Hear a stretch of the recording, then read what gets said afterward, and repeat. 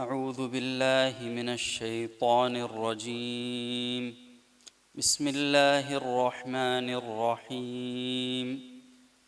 والضحى والليل إذا سجى ما ودعك ربك وما قلى وللآخرة خير لك من الأولى ولسوف يعطيك ربك فترضى ألم يجدك يتيما فآوى ووجدك ضالا فهدى ووجدك عائلا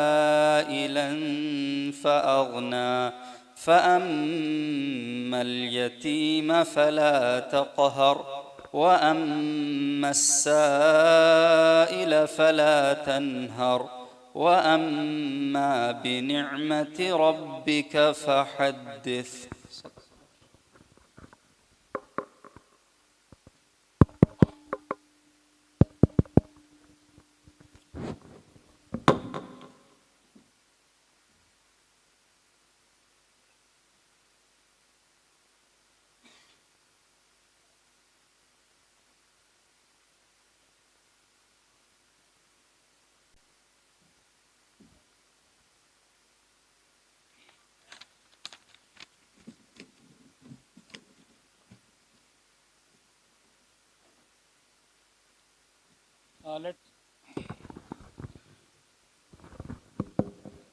Let's start the program.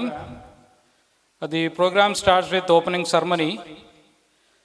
Mr. Zaid Rizvi, our CFO, will give the introduction about Rehbar, and also Mr. Sharif Kottaparat, the chairman of Rehbar, will give a welcome and a warm welcome to everyone and introduction about Rehbar. Sharif sir, please welcome.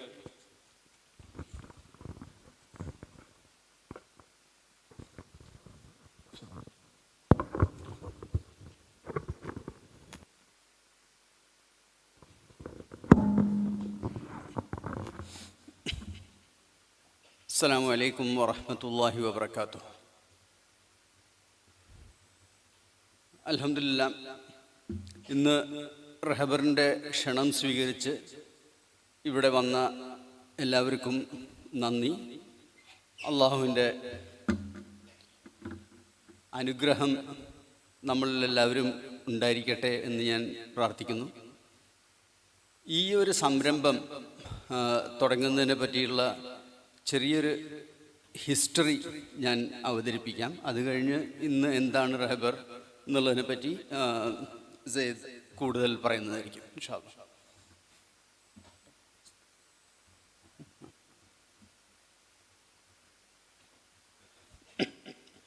2013 കുറേ ചെറുപ്പക്കാർ എൻ്റെ അടുത്ത് വന്നു.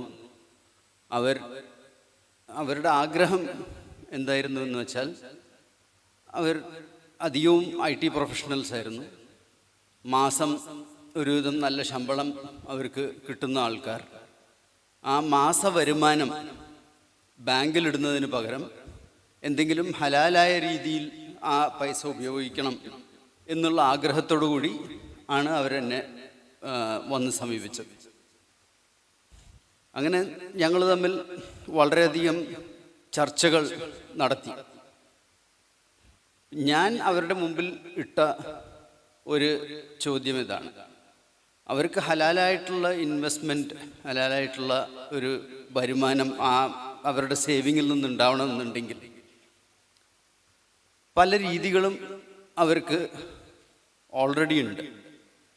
ഒന്ന്, stock മാർക്കറ്റിൽ Islamic ശരിയ scholars approve ചെയ്ത സ്റ്റോക്കുകളുണ്ട്. ആ സ്റ്റോക്കുകളിൽ അവർക്ക് ഇൻവെസ്റ്റ് ചെയ്യാം, അതിൽ നിന്ന് കിട്ടുന്ന ലാഭം അവർക്ക് എടുക്കാം. അല്ലെങ്കിൽ സ്റ്റോക്കുകൾ തിരഞ്ഞെടുക്കാൻ അവർക്ക് സമയമില്ല എന്നുണ്ടെങ്കിൽ അന്നത്തെ കാലത്ത് 2 മ്യൂച്വൽ ഫണ്ടുകൾ അവൈലബിൾ ആയിരുന്നു. എത്തിക്കൽ മ്യൂച്വൽ ഫണ്ട് എന്നുള്ള പേരിൽ ടാറ്റയുടെയും ടോറസിൻ്റെയും 2 മ്യൂച്വൽ ഫണ്ട് അവൈലബിൾ ആണ്. അവർക്ക് അതിൽ ഇൻവെസ്റ്റ് ചെയ്യാം. പിന്നെ ബാംഗ്ലൂരൊക്കെ ഈ ജോയിൻറ്റ് ഡെവലപ്മെൻറ്റ് പ്രോജക്ട്സ് വളരെ കോമൺ ആണ്. അതായത് ഒരു സ്ഥലം ഒരാളുടെ കയ്യിൽ, അതിൽ ഒരു ബിൽഡർ വരുന്നു, ബിൽഡിംഗ് പണിയുന്നു. അതിൽ ആദ്യം തന്നെ നമ്മളൊരു ഷെയർ എടുക്കുകയെന്നുണ്ടെങ്കിൽ ആ ബിൽഡിംഗ് കഴിയുമ്പോഴേക്കും ആ ഷെയറിനുള്ള വില കൂടും. അത് വിറ്റ് കഴിഞ്ഞാൽ അതിൻ്റെ ലാഭം അവർക്കെടുക്കാം. പക്ഷേ ഞാൻ പറഞ്ഞു, ഇതൊക്കെ നിങ്ങളുടെ ഒരാവശ്യം നിങ്ങൾക്ക് നിറവേറ്റും. പക്ഷേ ഈ നിങ്ങൾ ആഗ്രഹിക്കുന്ന പോലെ തന്നെ ഹലാലായ രീതിയിൽ ഹലാലായ പൈസ ഉപയോഗിച്ച് ബിസിനസ് ചെയ്യണമെന്ന് ആഗ്രഹിക്കുന്ന കുറേ ആൾക്കാരുണ്ട്. അവർക്കും കൂടി ഒരു സൊല്യൂഷൻ നമ്മൾ കൊടുക്കണം. അപ്പോൾ അതിനുവേണ്ടി എന്ത് ചെയ്യാൻ പറ്റും? നിങ്ങളുടെ പൈസ നിങ്ങൾക്ക് ലാഭം തരുന്നതോടുകൂടി ഒപ്പം പല ബിസിനസ്സുകാരെയും അവരുടെ ബിസിനസ്സിനെ വലുതാക്കാനും അവരുടെ ലാഭം കൂട്ടാനും അതുവഴി നമ്മുടെ സമുദായത്തിനും നമ്മുടെ രാജ്യത്തിനും കൂടുതൽ പുരോഗതി ഉണ്ടാവാനും നിങ്ങൾക്ക് എങ്ങനെ സാധിക്കും എന്നുള്ളതിനെ പറ്റി കൂടി ആലോചിക്കണം എന്നായിരുന്നു ഞാൻ അവരോട് പറഞ്ഞത്. അപ്പോൾ ആ സമയത്ത് ഇന്ത്യയിലെ ഇസ്ലാമിക് ഫിനാൻസിൻ്റെ പിതാവ് എന്ന് തന്നെ പറയാൻ കഴിയുന്ന ഒരാളായിരുന്നു MH ഖഡ്ഖരെ സാബ്. IIT ബോംബെയിൽ നിന്ന് BTech ചെയ്ത് പിന്നെ ഇസ്ലാമിക് ഈ ശരിയ ഇൻവെസ്റ്റ്മെൻറ്റിൽ താല്പര്യം കാണിച്ച് വളരെ അധികം ഇതിനെപ്പറ്റി പഠിക്കുകയും ഇതിനെപ്പറ്റി ഗഹനമായി ചിന്തിക്കുകയും ചെയ്തിട്ടുള്ള ഒരാളായിരുന്നു ഖഡ്ഖരെ സാബ്. അപ്പോൾ അദ്ദേഹത്തെ കൂടി ഞങ്ങൾ ക്ഷണിച്ചു, ബോംബെയിൽ നിന്ന് ക്ഷണിച്ചു. ബാംഗ്ലൂരിൽ വന്നു. എഗെയിൻ 2-3 ദിവസം അദ്ദേഹത്തിൻ്റെ കൂടെ ഇരുന്ന് പല പോസിബിലിറ്റീസും ഡിസ്കസ് ചെയ്തു. അവസാനം ഒരു മോഡൽ ഞങ്ങൾക്ക് തയ്യാറാക്കാൻ പറ്റി, ബിസിനസ്സുകളെ സഹായിക്കാനും ഈ ഇൻവെസ്റ്റ് ചെയ്തവർക്ക് ലാഭം കിട്ടാനും വേണ്ടി. അപ്പോൾ ആ മോഡലിലാണ് ആദ്യമായിട്ട് റെഹബർ തുടങ്ങുന്നത്.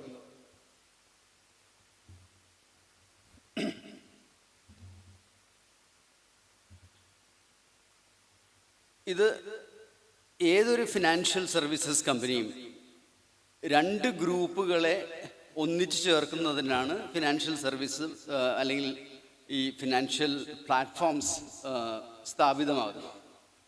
ഒന്ന്, പൈസ കൂടുതലുള്ള ആൾക്കാർ അവരുടെ പൈസ എന്തിനെങ്കിലും ഉപയോഗിക്കണം എന്ന് ആഗ്രഹിക്കുന്നവർ. 2, കയ്യിൽ മൂലധനമില്ലാതെ, കയ്യിൽ ആവശ്യമായത്ര ധനം ഇല്ലാതെ അവരുടെ ബിസിനസ്സുകൾ വർദ്ധിപ്പിക്കണം എന്ന് ആഗ്രഹിക്കുന്ന ബിസിനസ്സുകാർ. ഇത് രണ്ടിനെയും മുട്ടിക്കുമ്പോഴാണ് ഫിനാൻഷ്യൽ സർവീസസ് സ്ഥാപിതമാകുന്നത്. അപ്പോൾ സാധാരണഗതിയിൽ ഇന്ന് ചെയ്യപ്പെടുന്നത് എന്താണെന്ന് വെച്ചാൽ, ആൾക്കാർ പൈസ ബാങ്കിലിടുന്നു. അത് സേവിങ്സ് അക്കൗണ്ടായിട്ടോ ഫിക്സ്ഡ് ഡെപ്പോസിറ്റായിട്ടോ ആൾക്കാർ പൈസ ബാങ്കിലിടുന്നു. പൈസ ആവശ്യമുള്ളവർ ബാങ്കിനെ സമീപിക്കുന്നു. ഞങ്ങൾക്ക് ഇത്ര 2 കോടി രൂപ വേണം, അല്ലെങ്കിൽ ഇത്ര പൈസ വേണം. ബാങ്ക് നമ്മൾ അവിടെ ഇട്ട പൈസ എടുത്ത് ഈ ബിസിനസ്സുകാർക്ക് കൊടുക്കുകയും ആ ബിസിനസ്സുകാരിൽ നിന്ന് ഒരു സ്ഥിര പലിശ അവർ ഈടാക്കുകയും ആ പലിശ കൊണ്ട് ബാങ്കിന് ലാഭം ഉണ്ടാക്കുകയും ഈ ഡെപ്പോസിറ്റ് ചെയ്തവർക്ക് അതിൻ്റെ പലിശ കൊടുക്കുകയും ചെയ്യുന്നു. ഇതാണ് നമ്മുടെ കൺവെൻഷണൽ ബാങ്കിങ് സിസ്റ്റം. എന്നാൽ നമ്മൾ പരമായി ചിന്തിക്കുമ്പോൾ ഇത് തീർച്ചയായും ഒരു ഹലാലായ മെത്തേഡല്ല. കാരണം നേരത്തെ പറഞ്ഞ പോലെ അഹല്ലല്ലാഹുൽ ബൈഅ വഹറമർ റിബ. അപ്പോൾ അതിന് പകരം നമ്മൾ ഈ പൈസ കയ്യിൽ വെച്ച് ബിസിനസ്സുകാർക്ക് കൊടുക്കുകയും അവരുടെ ലാഭത്തിൽ നിന്ന് ഒരു വിഹിതം, നമ്മൾ നേരത്തെ തീരുമാനിച്ചൊരു വിഹിതം ലാഭത്തിൽ നിന്ന് ഈടാക്കി ആ ഇൻവെസ്റ്റ് ചെയ്തവർക്ക് കൊടുക്കുകയും ചെയ്യണം എന്നുള്ളതാണ് അതിൻ്റെ ശരിയായ രീതി. ഇത് വളരെ ചെറിയ തോതിൽ തുടങ്ങി. 10 പേര് കൂടി 3 ലക്ഷം രൂപ വീതം ഇട്ടു. ആദ്യം ചെയ്തത് എന്താണെന്ന് വെച്ചാൽ, ഒരു പിയർ ടു പിയർ ലെൻഡിങ്. അതായത് ഒരു ബിസിനസ്സുകാരൻ വരികയാണ്, എനിക്ക് ഇന്ന കാര്യം ചെയ്യണം, ഇതാണ് എൻ്റെ പ്രോജക്റ്റ് പ്ലാൻ, ഇതിൽ നിന്ന് ഇത്ര ശതമാനം ലാഭം കിട്ടും, അല്ലെങ്കിൽ ഇത്ര ശതമാനം എൻ്റെ ലാഭം കൂടും എന്നാണ് ഞാൻ വിചാരിക്കുന്നത്. അപ്പോൾ റെഹബർ ആ പ്രപ്പോസൽ എടുക്കുകയും അതിനെപ്പറ്റി ഗഹനമായി പഠിക്കുകയും അത് വർക്കബിളാണോ അല്ലയോ എന്ന് തീരുമാനിക്കുകയും അവസാനം ഇവരുമായിട്ട് ഒരു പ്രോഫിറ്റ് ഷെയറിംഗ് റേഷ്യോ നെഗോഷിയേറ്റ് ചെയ്ത് കഴിഞ്ഞിട്ട് ഒരു ഗ്രൂപ്പ് ഓഫ് നമ്മളെ ഇൻവെസ്റ്റേഴ്സിൻ്റെ ഒരു മെയിലിംഗ് ലിസ്റ്റിലേക്ക് നമ്മൾ ആ പ്രപ്പോസൽ അയക്കുന്നു. ഇന്നൊരു പ്രപ്പോസലുണ്ട്, ഇതാണ് ആ പ്രപ്പോസൽ തന്നാളുടെ ഹിസ്റ്ററി, ഇതാണ് അയാളുടെ ബാക്ക്ഗ്രൗണ്ട്, ഇതാണ് അവരുടെ എക്സ്പെക്റ്റഡ് പ്രോഫിറ്റ്, നിങ്ങൾക്ക് ആഗ്രഹമുണ്ടെങ്കിൽ ഇതിൽ ഇൻവെസ്റ്റ് ചെയ്യാം. അപ്പോൾ അതിൽ ചില ആൾക്കാർ പറയും എനിക്കിതിൽ ഇൻട്രസ്റ്റ് ഉണ്ട്, ഇതിൽ ഇൻവെസ്റ്റ് ചെയ്യണം, ചില ആൾക്കാർ പറയും എനിക്ക് വേണ്ട. അപ്പോൾ ആ ഇൻവെസ്റ്റ് ചെയ്യാൻ ആഗ്രഹം കാണിച്ച ആൾക്കാരുടെ പൈസ എടുത്ത് റെഹബർ ഈ ബിസിനസ്സിലിടുന്നു. ആ ബിസിനസ്സിൽ നിന്ന് ഓരോ 3 മാസം കൂടുമ്പോഴും അവരുടെ കണക്കുകൾ എടുക്കുകയും അതിൻ്റെ ലാഭം കണക്കാക്കുകയും ആ ലാഭത്തിൻ്റെ വിഹിതം അവരിൽ നിന്നെടുത്ത് ഈ ഇൻവെസ്റ്റ് ചെയ്തവർക്ക് തിരിച്ചു കൊടുക്കുകയും ചെയ്യുന്ന സർവീസ് റെഹബർ നിർവഹിക്കുന്നു. ആ സർവീസിന് വേണ്ടി ഒരു ഫീ റെഹബർ 2 പേരിൽ നിന്ന് ഈടാക്കുകയും ചെയ്തു. എന്നാൽ ഈ ബിസിനസ്, ഈ ഒരു മോഡൽ സക്സസ്ഫുൾ ആയി എന്ന് പറയാൻ പറ്റില്ല. അതിന് 2 കാരണങ്ങളുണ്ട്. ഒന്ന്, ചില ബിസിനസ്സുകൾ നഷ്ടത്തിലായി. അപ്പോൾ ആ ബിസിനസ്സിൽ ഇൻവെസ്റ്റ് ചെയ്ത ആൾക്കാർക്ക് അവരുടെ പൈസ നഷ്ടപ്പെട്ടു. നല്ല ബിസിനസ് ഡീലുകൾ വന്നു കഴിഞ്ഞാൽ ഈ ഇമെയിൽ പോയി 10 മിനിറ്റിനകത്ത് അവർക്ക് ആവശ്യമുള്ള പൈസ എല്ലാവരും കമ്മിറ്റ് ചെയ്ത കേസുകൾ പലതുമുണ്ട്. അപ്പോൾ ഈ 10 മിനിറ്റിൽ ഓരോ 2 മിനിറ്റിലും 5 മിനിറ്റിലും ഇമെയിൽ ചെക്ക് ചെയ്യുന്ന ആൾക്കാരല്ല ഉള്ളത്. വൈകുന്നേരം വീട്ടിൽ വന്ന് സ്വസ്ഥമായിട്ട് റെഹബറിൻ്റെ എന്തെങ്കിലും ഡീലുണ്ടോ എന്ന് നോക്കി കഴിയുമ്പോഴേക്കും ആ ഡീലിൻ്റെ ഇത് കഴിഞ്ഞു. ഓക്കെ, പിന്നെ അതിൽ ഇൻവെസ്റ്റ് ചെയ്യാൻ അവർക്ക് സ്കോപ്പില്ല. അപ്പോൾ ഈ 2 പ്രശ്നങ്ങൾ അതിലുണ്ടായിരുന്നു. ഇതുകൂടാതെ ഗവൺമെൻറ് ഒരു P2P റെഗുലേഷൻ കൊണ്ടുവരികയും ആ P2P റെഗുലേഷൻ വളരെ എന്താ പറയുക, ഒരു തീർത്തും ബുദ്ധി ഉപയോഗിക്കാത്ത രീതിയിലുള്ള ചില റെഗുലേഷൻസ് കൊണ്ടുവരും. അതായത് ഒരു മാക്സിമം 50 ലക്ഷം രൂപ അല്ല 50,000 രൂപ നിങ്ങൾക്ക് ഇടാൻ പാടുള്ളൂ, അത് ഓരോ ബിസിനസ്സിലും 10,000-ലധികം ഇടാൻ പാടില്ല എന്നൊക്കെയുള്ള വളരെ പ്രാക്ടിക്കൽ അല്ലാത്ത പല റെഗുലേഷൻസ് ആയിരുന്നു അതിലുണ്ടായിരുന്നത്. ഈ 3 കാരണങ്ങളും കൊണ്ട് നമ്മൾ റെഹബർ 1.0 മോഡലിൽ നിന്ന് റെഹബർ 2.0 മോഡലിലേക്ക് വന്നു. അപ്പോൾ റെഹബർ 2 മോഡൽ അതാണ് ഇപ്പോൾ ചെയ്യുന്ന മോഡൽ. ആ മോഡലിനെ പറ്റി കുറേയും കൂടി ഡീറ്റെയിൽഡ് ആയിട്ട് ഇൻഷാ അല്ലാഹ് ഞങ്ങളുടെ CFO അതിനെപ്പറ്റി സംസാരിക്കുന്നതായിരിക്കും. അപ്പോൾ അതുകൊണ്ട് ഞാൻ അതിൽ അധികം സമയം ചെലവഴിക്കുന്നില്ല. പിന്നെ റെഹബറിൻ്റെയും റെഹബറുമായിട്ടുള്ള സിസ്റ്റർ കൺസേൺസിൻ്റെയും ഒരു ലോങ് ടേം വിഷനാണ് ഇതിൽ കാണിച്ചിട്ടുള്ളത്. ഇതിൽ എൻ്റെ കാലഘട്ടത്തിലോ അല്ലെങ്കിൽ എൻ്റെ അടുത്ത ജനറേഷൻ്റെ കാലഘട്ടത്തിലോ ഇതെല്ലാം ചെയ്യാൻ കഴിയുമെന്ന് എനിക്ക് തോന്നുന്നില്ല. പക്ഷേ ആ ഒരു ഗോൾ മുമ്പിൽ വെച്ചിട്ടാണ് നമ്മൾ മുന്നോട്ട് പോകുന്നത്. ഇൻഷാ അല്ലാഹ് പറ്റുകയെന്നുണ്ടെങ്കിൽ ഇതിൽ കഴിയുന്നത്ര ചെയ്യും. ആ പ്രവൃത്തി ചെയ്തുകൊണ്ട് അള്ളാഹുവിൻ്റെ പ്രീതി നേടി ഇതിനു വേണ്ടി പ്രവർത്തിക്കുന്നത് കൊണ്ട് ഇൻഷാ അല്ലാഹ് ഇതിൽ മുഴുവത്തിനും വർക്ക് ചെയ്തതിൻ്റെ കൂലി നമുക്ക് കിട്ടും എന്നുള്ള ആശയമാണ് നമുക്കുള്ളത്. ഇതിൽ മൈക്രോ ഫിനാൻസ് ഓൾറെഡി നമ്മൾ ചെയ്യുന്നുണ്ട്. ഓക്കെ, പ്രോജക്റ്റ് ഫിനാൻസും SME ഫിനാൻസും ലീസിംഗ് ഫിനാൻസും റെഹബർ ചെയ്യുന്നുണ്ട്. മൈക്രോ ഫിനാൻസ് ചെയ്യുന്നത് ലൈഫ് ലൈൻ ഫൗണ്ടേഷൻ എന്നുള്ള പേരിലുള്ള ഒരു സ്ഥാപനമാണ്. Venture capital mount Judy ventures എന്നുള്ളൊരു സ്ഥാപനം റെഹബർ സീഡ് ഫണ്ട് കൊടുത്തിട്ട് ആ ഒരു സ്ഥാപനം ഉണ്ടാക്കി. ആ സ്ഥാപനമാണ് ഇന്ന് വെഞ്ചർ ക്യാപിറ്റൽ ചെയ്യുന്നത്. ഇൻഷാ അല്ലാഹ് അടുത്തതായിട്ട് ഒരു mutual fund asset management company തുടങ്ങണം എന്നുള്ള ആഗ്രഹമുണ്ട്. അസറ്റ് ഫിനാൻസിങ് ഓൾറെഡി ഒരു കാർ വേൾഡ് എന്ന പേരിൽ അസറ്റ് വെഹിക്കിൾ ലോൺസ് അത് ഓൾറെഡി നമ്മൾ തുടങ്ങി വെച്ചിട്ടുണ്ട്. അതും അതിൻ്റെ ഗ്രോത്ത് എത്രമാത്രം ഉണ്ടെന്നുള്ളത് അറിയില്ല. പക്ഷേ ഈ വൈറ്റിൽ കാണിച്ചിട്ടുള്ള ചെറിയ കാര്യങ്ങളാണ് അടുത്ത നമ്മളെ ആഗ്രഹങ്ങൾ, സ്റ്റെപ്സ്. ഇതേ ഓർഡറിൽ പോകണമെന്നില്ല, പക്ഷേ ഈ ഗോള് നമ്മൾ 10 കൊല്ലം മുമ്പ് ഉണ്ടാക്കിയ പിക്ചറാണ്. അത് തന്നെയാണ് ഇപ്പോഴും കാണിക്കുന്നത്. അതിൻ്റെ കളറ് മാത്രം ചിലത് മാറ്റി എപ്പോൾ അത് നമ്മുടെ പ്രാക്ടിക്കലായി കഴിഞ്ഞോ അതുകൊണ്ട് ആ കളറ് മാറ്റി എന്നുള്ളത് മാത്രമേ വ്യത്യാസമുള്ളൂ. അപ്പോൾ മ്യൂച്വൽ ഫണ്ട്സ്, ഹോം ലോൺസ്, അതേപോലെ റിയൽ എസ്റ്റേറ്റ് ട്രസ്റ്റുകൾ, പിന്നെ ഏഞ്ചൽ ഫണ്ടിങ്ങും ഇൻഷാ അല്ലാഹ് കുറച്ച് കഴിയുമ്പോൾ അത് ബോൾഡ് ക്യാപിറ്റലാവും. ഫിലാന്ത്രഫി, എൻഡോമെൻറ്റ്സ്, ഇതൊക്കെ നമുക്ക് ചെയ്യണമെന്ന് ആഗ്രഹമുള്ള ഇതാണ് നമ്മുടെ ഒരു ലോങ് ടേം വിഷൻ. ഇനി ഞാൻ സെയ്ദിന് ഹാൻഡ് ഓവർ ആണ്. Syed, can you please come and carry?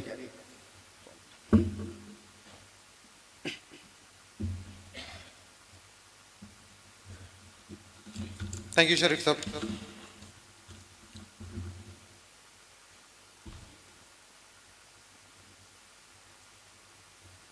So, I am Zaid. I am a chartered accountant, and I have been working with Rehbar for past 2.5 years.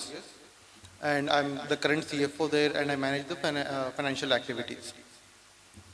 Now, I'll not get into deep detail what Sharif Sahab has already mentioned. This was the previous model where we connected businesses and investors alike on a direct basis, on a commission where Rehbar used to take for the referral and for the due diligence. Now, this is the current model that we have, where we secure investments of all the individual investments in the companies called RERL. So RERL 1 and 2, we have two separate special purpose vehicle entities which collect funds, and these are the companies who make investments on behalf of Rehbar, on behalf of the investors. So these businesses, RERL does investment in form of leasing, in form of project finance, in form of profit and loss sharing. So we have categorically defined two major products. One is leasing, one is project finance. Project finance is subdivided into long term and the short term. Short term is where we do on a very specific project, specific PO, specific work orders, which range from 3 months to 12 months duration, and it gets closed within that period. The long term, which is profit and loss sharing loans, these are long term, which ranges from more than 1 year to up to 3.5 to 4 years. Now, based on how the business performs, how the principals are recovered over a period of time, and it gets closed over a period of 3 to 4 years. Now, these businesses pay profits to RERL, the two special purpose vehicles that we have. These companies collect the revenues, they calculate their profit or losses on quarterly basis for each investment that we have made, and accordingly every quarter we calculate what is the profit that the investors have gained on their overall investment. And this investment is paid out by the 20th of the quarter end. So basically all the investors are investing in every single deal that the RERLs are doing. There's no one-on-one linkage. The risks are diversified. Even if the one deal unfortunately fails, there are multiple other deals to cover this loss. Now, what is the value proposition that the Rehbar is bringing to the table? For businesses needs Sharia compliant funds. They don't need to dilute their equity. They need a sustainable and a long-term funding partner who can provide them funding on their requirement at the time of their need. And the investors and the businesses don't need to reach out to, they don't need to manage hundreds of investors. When you can go to the market, friends and families, you can get some funds, but managing these people becomes an additional activity for you. So rather than doing business, you will be managing these activities, these relationships. Now, for investors, this is an additional class of investment in your portfolios that the Rehbar is offering. It's an alternative investment than what the capital markets are providing you. These are asset-backed investments, safe investments, and this gives a long-term safety and long-term returns over a period of time. Now, how are we working, and who are the people behind this whole idea? So we definitely have Sharif Saab, who was one of the founders of this whole entity, whole group activities, financial activities within the Sharia compliance. So he has a vast experience of more than 40 years. He was a CTO of Sun Global Systems. He has come down from the US, and he wanted to do some service to the business community, where he found that Muslim businesses are at a back foot, where they are not able to get the Sharia compliant funding. So that is where the whole the foundation of the Rehbar started. We also definitely have C.H. Rahim Saab. I mean, I don't really need to introduce him in Kerala here. Everybody knows. C.H. Rahim Saab is a chartered accountant and has 45 years of experience. He's worked in sectors like healthcare, finance, and private equity. He was also an executive director of KIMS, where he was very pivotal in getting the private equity done. We also have Dr. Ibad Momin, who currently heads the Rehbar as well. He has 15 years of experience in the banking industry. He has worked in Middle East under various private equity. He is a PhD in Islamic finance from INSEF. We have Muhammad Ali Sharif, who's IIM Ahmedabad graduate. He's worked in Deloitte, PwC, and various other companies. So these are the 4 pillars who are guiding us on the journey. Now, the feet on the street, that is, we have Rashid Sharif, who was one of the very first employee of Rehbar, and he's still standing strong and guiding us operationally. He's the Chief Operating Officer of Rehbar. Next is me. I'm leading finance team here. I come with a background of Ernst & Young experience and HP. We also have Mr. Azhar Ali, who heads the business and investment team. He has a vast experience of more than 20 years in the banking sector. He was very pivotal in starting multiple MFSIs in Bangalore at various stages over the past 20 years. Now, coming to how Rehbar has the story since Rehbar 2.0. So from 2013 to 2017, we did multiple exercises where we did P2P lending, we did individual business deals. Since 2018, so the first year when we started this model, we welcomed over more than 300 investors. And over a period of time, that is 6 years down the line, we have more than 1,200 investors right now. Alhamdulillah, we have grown at an astonishing rate of 12% on a year-on-year basis. When I come on a fund size, AUM size, we started with a fund of 10 crores at the start of the month when we started in 2018. And currently, we are more than 105 crores of fund under management. So, like I previously mentioned, we have 2 different products and two sub-classification. One is lease, PLS, and the project finance. So we have designed, or we are strategically investing in according to our strategic thought process, where we don't diversify into multiple products and multiple industries. Like if you see here, based on every year on year, we have kept our focus on leasing, but we have also diversified for PLS and project finance and across multiple industries. So in 2018-19, we did a disbursal of 14 crores. And this was the product mix, portfolio mix, and this was the product mix. In 2019-20, we did 38 crores of funding. And again, the product mix and the portfolio mix did change over a period of time. So this is how over a period of time, the portfolios changed. So this is our current portfolio, where we have done more than 167 crores of funding and across different industries. So even if one industry gets impacted, unfortunate incidents, what we happened was during COVID, hospitality industry was down, transport industry was down. But Alhamdulillah, Rehbar, due to its product mix and due to its portfolio mix, we were able to sustain and we were able to give profits, super profits to our investors even during the COVID period. So this is an average return that we have paid to our investors over a period of time. Somewhere between north of 9%, 9.5%. Now the achievements is very clear, where we have funded more than we have raised funds of more than 130 crores since 2013. We have more than 1,200 individual investors, which is a very large database to have. 36 crores of profits that we have distributed to our investors over a period of time.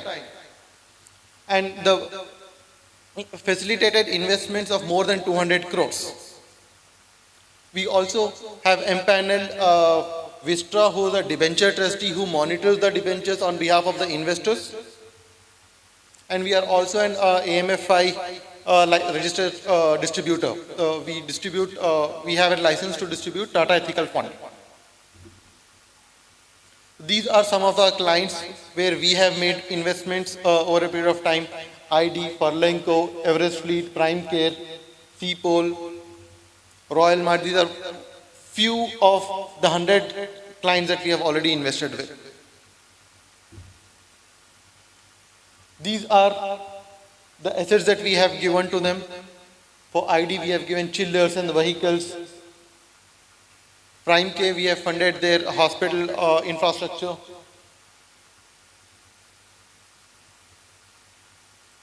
So this is a project finance where we funded the construction of the Cochin airport.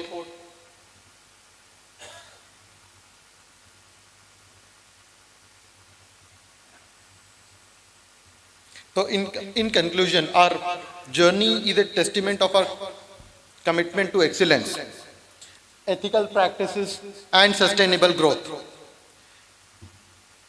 We look forward to all of you to become the brand ambassadors of Rehbar and promote Sharia compliant investments and business activities in India. Thank you.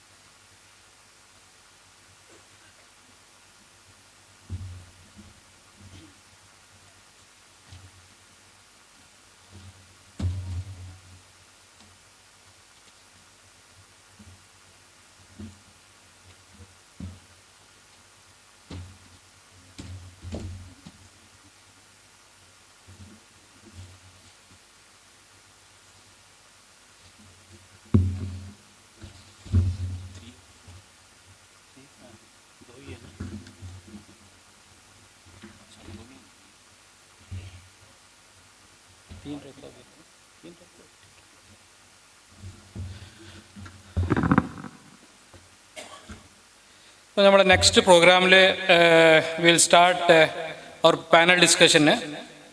The subject on financial literacy and social empowerment. Our director sir, C.H. Rahim sir, please welcome. Sharif sir, please welcome on the stage.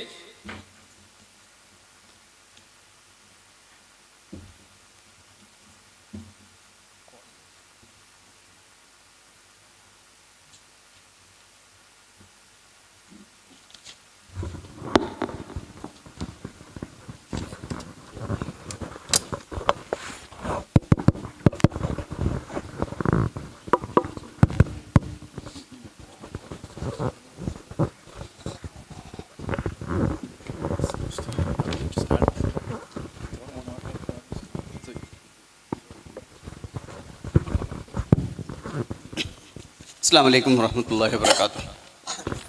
So, I would like to start the panel discussion.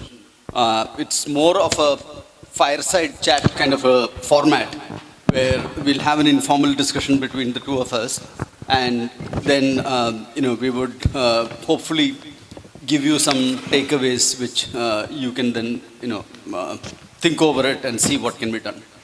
So, C.H. Rahim Sahib, you've been advisor to a lot of businesses in Kerala and also probably outside Kerala. I would request you to share some of your experiences where the fact that the business owners did not understand the basic financial concepts have caused them to fail. Or is that my misconception and that does not happen? Yeah, sure. A lot of time we have seen people entered into certain business without understanding what they are getting into. English parano, Malayalam parano. Okay. പലപ്പോഴും നമ്മൾ business തുടങ്ങുന്നത് ഒരു ആവേശത്തിൽ തുടങ്ങിയ പലരുണ്ട്. ഒരു business എങ്ങനെ തുടങ്ങുക വെച്ചാൽ നമുക്ക് ഇഷ്ടമുള്ള ബിസിനസ് തുടങ്ങിയാൽ ശരിയാവില്ല. കസ്റ്റമേഴ്സിന് എന്ത് ആവശ്യമുണ്ട് ആ ബിസിനസ്സാണ് തുടങ്ങേണ്ടത്. അപ്പം അത് ചെയ്യണമെങ്കിൽ ഒരു മാർക്കറ്റ് സ്റ്റഡി അറിയണം. ഈ ഫിനാൻഷ്യൽ ലിറ്ററസി എന്ന് പറയുന്നത് ഇതിലൊരു പ്രധാനപ്പെട്ട കാര്യമാണ്. ഇപ്പം നമുക്കറിയാം കമ്പ്യൂട്ടർ ലിറ്ററസി. ഇപ്പം നമ്മളെല്ലാം OTP ഇല്ലാണ്ട് നമുക്ക് ജീവിക്കാൻ പറ്റില്ല. നമുക്കറിയാം, ഇപ്പം ഞാനൊക്കെ പ്രായമുള്ള ആളാണ്, അതുകൊണ്ട് നമുക്കും അറിയുന്നില്ല. പക്ഷെ നമ്മുടെ ഗ്രാൻഡ് ചിൽഡ്രൻ, നമ്മുടെ ഭാര്യമാരും ഒക്കെ മക്കളൊക്കെ അവരെല്ലാം ഫോണിലാണ് ട്രെയിൻ ബുക്ക് ചെയ്യുന്നത്, ഫ്ലൈറ്റ് ബുക്ക് ചെയ്യുന്നത്, ഹോട്ടൽ ബുക്ക് ചെയ്യുന്നത്, ദുനിയാവിലടി എത്തുന്നത് ഒരു ഫോണിൽ വെച്ചിട്ടാണ്. അപ്പോൾ that is A part of A modern literacy. പക്ഷേ ഫിനാൻസിൽ വരുമ്പോൾ അൺഫോർച്ചുനേറ്റ്ലി ബിസിനസ്സുകാർക്ക് പോലും ആ ലിറ്ററസി ഇല്ല. അതാണ് ശരി. ഫെയിലിയർ ആവുന്നത് ആ ബിസിനസ്സിനെ പറ്റിയോ അവരുണ്ടാക്കാൻ പോകുന്ന സാധനത്തിനെ പറ്റിയോ അത് വിൽക്കാൻ പോകുന്ന മാർക്കറ്റിനെ പറ്റിയോ അതിൻ്റെ കോസ്റ്റിനെ പറ്റിയോ ഒരു ധാരണയില്ല. ഒന്നുകിൽ ബിസിനസ് എനിക്കൊരു ഇഷ്ടമുള്ള സംഗതിയാണ് അത് നടക്കാൻ പോകുന്നത്, ഇല്ലെങ്കിൽ വേറെ ആൾ ചെയ്തിട്ട് അത് നന്നായി പോകുന്നുണ്ട്, അപ്പോൾ അത് തന്നെ നമുക്ക് തുടങ്ങാം. ഞാൻ CA പഠിച്ചത് മംഗലാപുരത്താണ്. കുറച്ച് നീട്ടി പറയുന്നുണ്ട്, കുഴപ്പമില്ലല്ലോ. അപ്പോൾ അവിടെ ഈ മംഗലാപുരത്ത് അധികം റെസ്റ്റോറൻ്റൊക്കെ നമ്മൾ മലയാളികളാണ്. അപ്പോൾ ഒരാൾ മാഹി റെസ്റ്റോറൻറ്റ് തുടങ്ങി, നല്ല കച്ചവടം. ഞങ്ങളൊക്കെ അവിടെ കൊണ്ട് വയ്ക്കാൻ പോകുന്നത്. തൊട്ടടുത്ത് 2 പീടി അപ്പുറം ന്യൂ മാഹി റെസ്റ്റോറൻറ്റ് തുടങ്ങി. കാരണം ഈ റെസ്റ്റോറൻറ്റിലാണ് വലിയ ലാഭമെന്ന് രണ്ടാമത്തെ തുടങ്ങിയാൽ ന്യൂ മാഹി റെസ്റ്റോറൻറ്റ് തുടങ്ങിയ ആൾക്ക് തോന്നി. അപ്പോൾ അതാണ് ലിറ്ററസിയുടെ പ്രോബ്ലം. കാരണം നമ്മുടെ കാര്യം പഠിച്ചിട്ട് ചെയ്യണം, പഠിച്ചിട്ട് ചെയ്തില്ലെങ്കിൽ അത് നമ്മൾ കൈപ്പൊള്ളും. അതാണ് അതിൻ്റെ കാര്യം. അപ്പോൾ അങ്ങനെ ഇഷ്ടംപോലെ എൻ്റെ കൺസൾട്ടൻസ് എന്ന നിൽക്കുമ്പോൾ, ഞാൻ അഡ്വൈസർ എന്ന നിൽക്കും പലപ്പോഴും അങ്ങനെ കണ്ടിട്ടുണ്ട്. അത് സാധാരണയാണ്. ഈ ഗൾഫിൽ നിന്ന് തിരിച്ചു വന്നവർ ഇത് പറഞ്ഞപ്പോൾ ഓർമ്മയതാണ്, അതുകൊണ്ട് പറയാണ്. പലരും ഇപ്പം നമ്മളെ നാട്ടിൽ ഓരോ സ്ഥലങ്ങളിലും ചില പ്രത്യേകതകളുണ്ട്. ഉദാഹരണത്തിന് ഗൾഫിൽ കാഫറ്റീരിയ തുടങ്ങുകയെന്നുണ്ടെങ്കിൽ അതിൽ ഒരു 50% നാദാപുരത്തുകാരായിരിക്കും തുടങ്ങിയിട്ടുണ്ടാവുക. അവിടെ നിന്ന് തിരിച്ചു വരുന്ന ആൾക്കാർ നാദാപുരത്ത് ഒരു 10 കാഫറ്റീരിയ തുടങ്ങും. അപ്പോൾ 10ഉം ഒരേ സ്ട്രീറ്റിൽ ചെറിയൊരു സ്ഥലത്ത് തുടങ്ങിക്കഴിഞ്ഞാൽ അവരുടെ അത് എന്തായാലും പച്ച പിടിക്കില്ല. ഇതേപോലെ വേറെയും കേസുകൾ കേട്ടിട്ടുണ്ടോ? അതോ? ഇഷ്ടംപോലെ ഉണ്ട്. ഞാൻ നേരത്തെ പറഞ്ഞില്ല. അപ്പോൾ നമ്മൾ ഈ ബിസിനസ് തുടങ്ങുന്ന ഒരാൾ ബിസിനസ് സക്സസ് ആയാൽ അതേ ബിസിനസ് ഒരാൾ ചെയ്ത് സക്സസ് ആയി, അതൊരു ദിസ് എ ഫാക്ട്. അങ്ങനെ ആവില്ല. കാരണം അയാൾ ബിസിനസ് ചെയ്യുമ്പോൾ ഒരുപാട് ഫാക്ടേഴ്സ് ആ സമയത്ത് 10 കൊല്ലം മുമ്പ് തുടങ്ങിയതായിരിക്കും. ആ സമയത്ത് ഒരുപാട് ഫാക്ടേഴ്സ് വ്യത്യാസമായിരുന്നു. ഇപ്പോൾ മാർക്കറ്റ് കണ്ടീഷൻ മാറി, ആൾക്കാരുടെ ടേസ്റ്റ് മാറി, പിന്നെ സ്പെൻഡിങ് കേപ്പബിലിറ്റി മാറി. അപ്പോൾ ആ ബിസിനസ് ഇനി രണ്ടാമത് ഒരാൾ തുടങ്ങിയാൽ സക്സസ്ഫുൾ ആയിക്കൊള്ളണമെന്നില്ല. ഇത് വേറൊരു പ്രശ്നം വെച്ചെങ്കിൽ ഇപ്പോൾ ഈ കാഫറ്റേറിയൻ്റെ പ്രശ്നം മിക്കവാറും വരുന്നത് വെച്ചെങ്കിൽ ഈ ബിസിനസ് തുടങ്ങുമ്പം ഈ എസ്പെഷ്യലി നിങ്ങൾ ഗൾഫ് റിട്ടേൺസിനെ പറഞ്ഞുകൊണ്ട് നമുക്കൊരു ലിമിറ്റഡ് ക്യാപിറ്റൽ ഉണ്ടാവുള്ളൂ. കാരണം ഫോർ എക്സാമ്പിൾ സാധാരണക്കാരന് ഒരു 25 ലക്ഷം റുപ്യ സേവ് ചെയ്തിട്ട് 10-15 കൊല്ലം ഗൾഫിൽ വർക്ക് ചെയ്തിട്ട് 25 ലക്ഷം സേവ് ചെയ്തിട്ട് നാട്ടിലൊരു ബിസിനസ് തുടങ്ങണമെന്ന് തോന്നുന്നു. അദ്ദേഹം വന്ന് ബിസിനസ്സൊക്കെ പഠിച്ച് ഒരു 5-6 മാസം വരെ കഴിയുമ്പോൾ കുറേ പൈസ അതിങ്ങനെ പോയി. പിന്നെ ഒരു ബിസിനസ് തുടങ്ങി നോക്കുമ്പോഴേക്ക് അത് അദ്ദേഹത്തിന് എടുക്കാൻ പൊന്താത്ത ഒരു ബിസിനസ്സായിരിക്കും മിക്കവാറും തുടങ്ങുക. നമ്മളിൽ ഒരു ബേസിക് ഇതന്നെ ഫിനാൻഷ്യൽ ലിറ്ററസിൻ്റെ ഭാഗമാണ്. 25 ലക്ഷം റുപ്യ കയ്യിലുണ്ടെങ്കിൽ 15 ലക്ഷം റുപ്യൻ്റെ ബിസിനസ്സേ ചെയ്യാൻ പാടുള്ളൂ. ആ 10 ലക്ഷം റുപ്യ എപ്പോഴും കയ്യിൽ വേണം. കാരണം നമുക്കറിയില്ല ഈ ഫസ്റ്റ് ഇയർ സെക്കൻഡ് ഇയർ ഒക്കെ നഷ്ടമായിരിക്കും. അപ്പോൾ ഈ ക്യാഷ് ലോസ് ഫണ്ട് ചെയ്യാത്തതുകൊണ്ടും വർക്കിംഗ് ക്യാപിറ്റൽ ഇല്ലാത്തത് കൊണ്ടാണ് ഈ ബിസിനസ്സൊക്കെ പൊളിയുന്നത്. അപ്പോൾ നമ്മൾ ഓവർ സ്ട്രെച്ച്, അതും ഒരു ബേസിക് ഫിനാൻഷ്യൽ ലിറ്ററസിയുടെ ഭാഗമാണ്. ഓവർ സ്പെൻഡിങ് അല്ല ഓവർ ഇൻവെസ്റ്റ്മെൻറ്റ്, നമുക്ക് കയ്യിലില്ലാത്ത മറ്റവൻ്റെ കീശയിലോ അല്ലെങ്കിൽ പിന്നെ ബന്ധുക്കാരൻ്റെ പിന്നെ ബാങ്കിലോ നോക്കിയിട്ട് നമ്മൾ ബിസിനസ് തുടങ്ങിയാൽ അത് സ്വാഭാവികമായും എവിടെ എത്തില്ല. കുറേ കൊല്ലം മുമ്പ് പഴയ കഥയാണ് പറയുന്നത്. ഇവിടെ ഈ നമ്മുടെ നാട്ടിൽ ഒരുപാട് ഇൻഡസ്ട്രിയൽ എസ്റ്റേറ്റ് നിങ്ങൾ കണ്ടിട്ടുണ്ടാവും. എല്ലായിടത്തും ഇൻഡസ്ട്രിയൽ എസ്റ്റേറ്റ് ഉണ്ടായിരുന്നു. 1969-ലോ 71-ലോ മറ്റോ തുടങ്ങിയതാണ്. എം.എൻ. ഗോവിന്ദനായരോ മറ്റോ. മന്ത്രിയൊക്കെ ആയപ്പോഴും. അത് കഴിഞ്ഞ് നോക്കുമ്പോൾ ആ ഇൻഡസ്ട്രിയൽ എസ്റ്റേറ്റിൽ ചെയ്ത ഒരുപാട് ബിസിനസ്സുകളെല്ലാം നഷ്ടത്തിലാണ്. അതിലൊരുപാട് പൈസ KSIDC ഇൻവെസ്റ്റ് ചെയ്തിരുന്നു. അങ്ങനെ KSIDC അന്ന് നമ്മുടെ ബഹുമാന്യനായ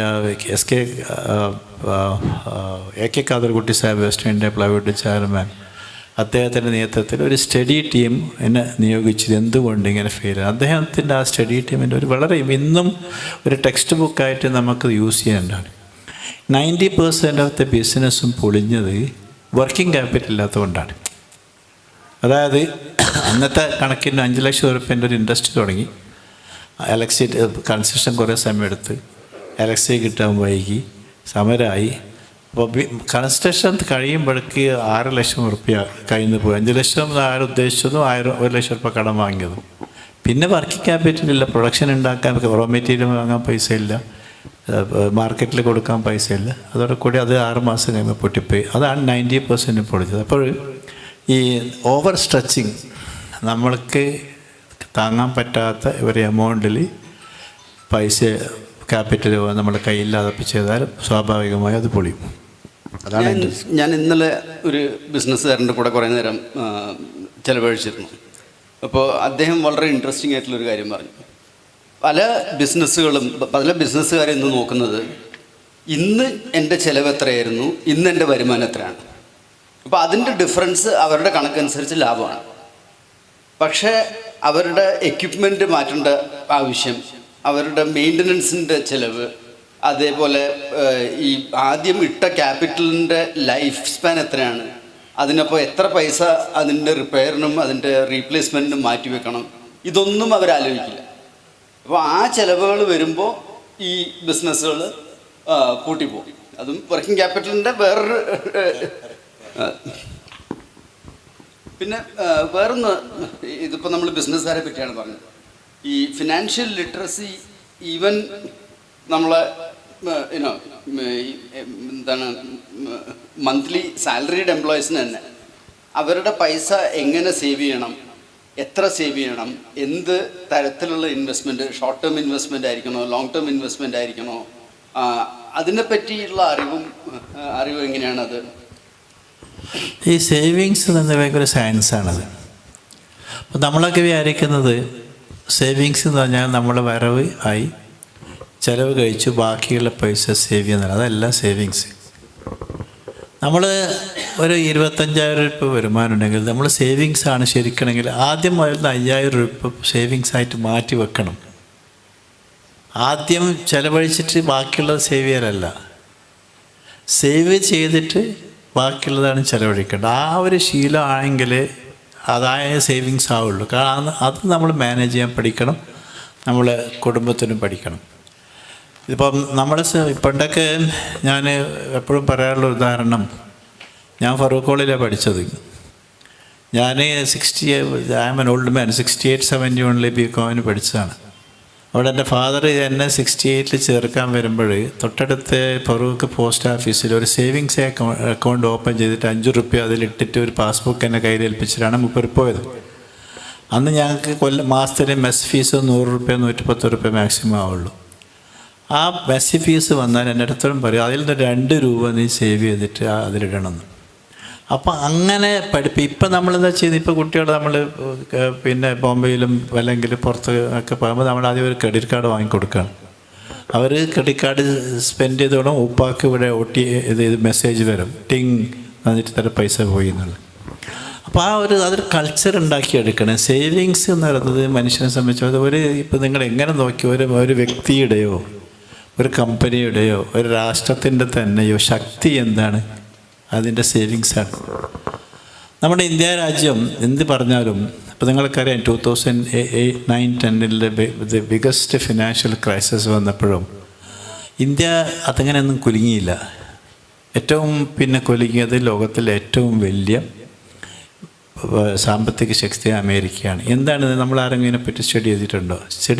അവരെന്നെ സ്റ്റഡി ചെയ്തിട്ട് lot of books on it. ഇന്ത്യയിൽ average savings, national savings 5-6% of the national ഇൻകമാണ്.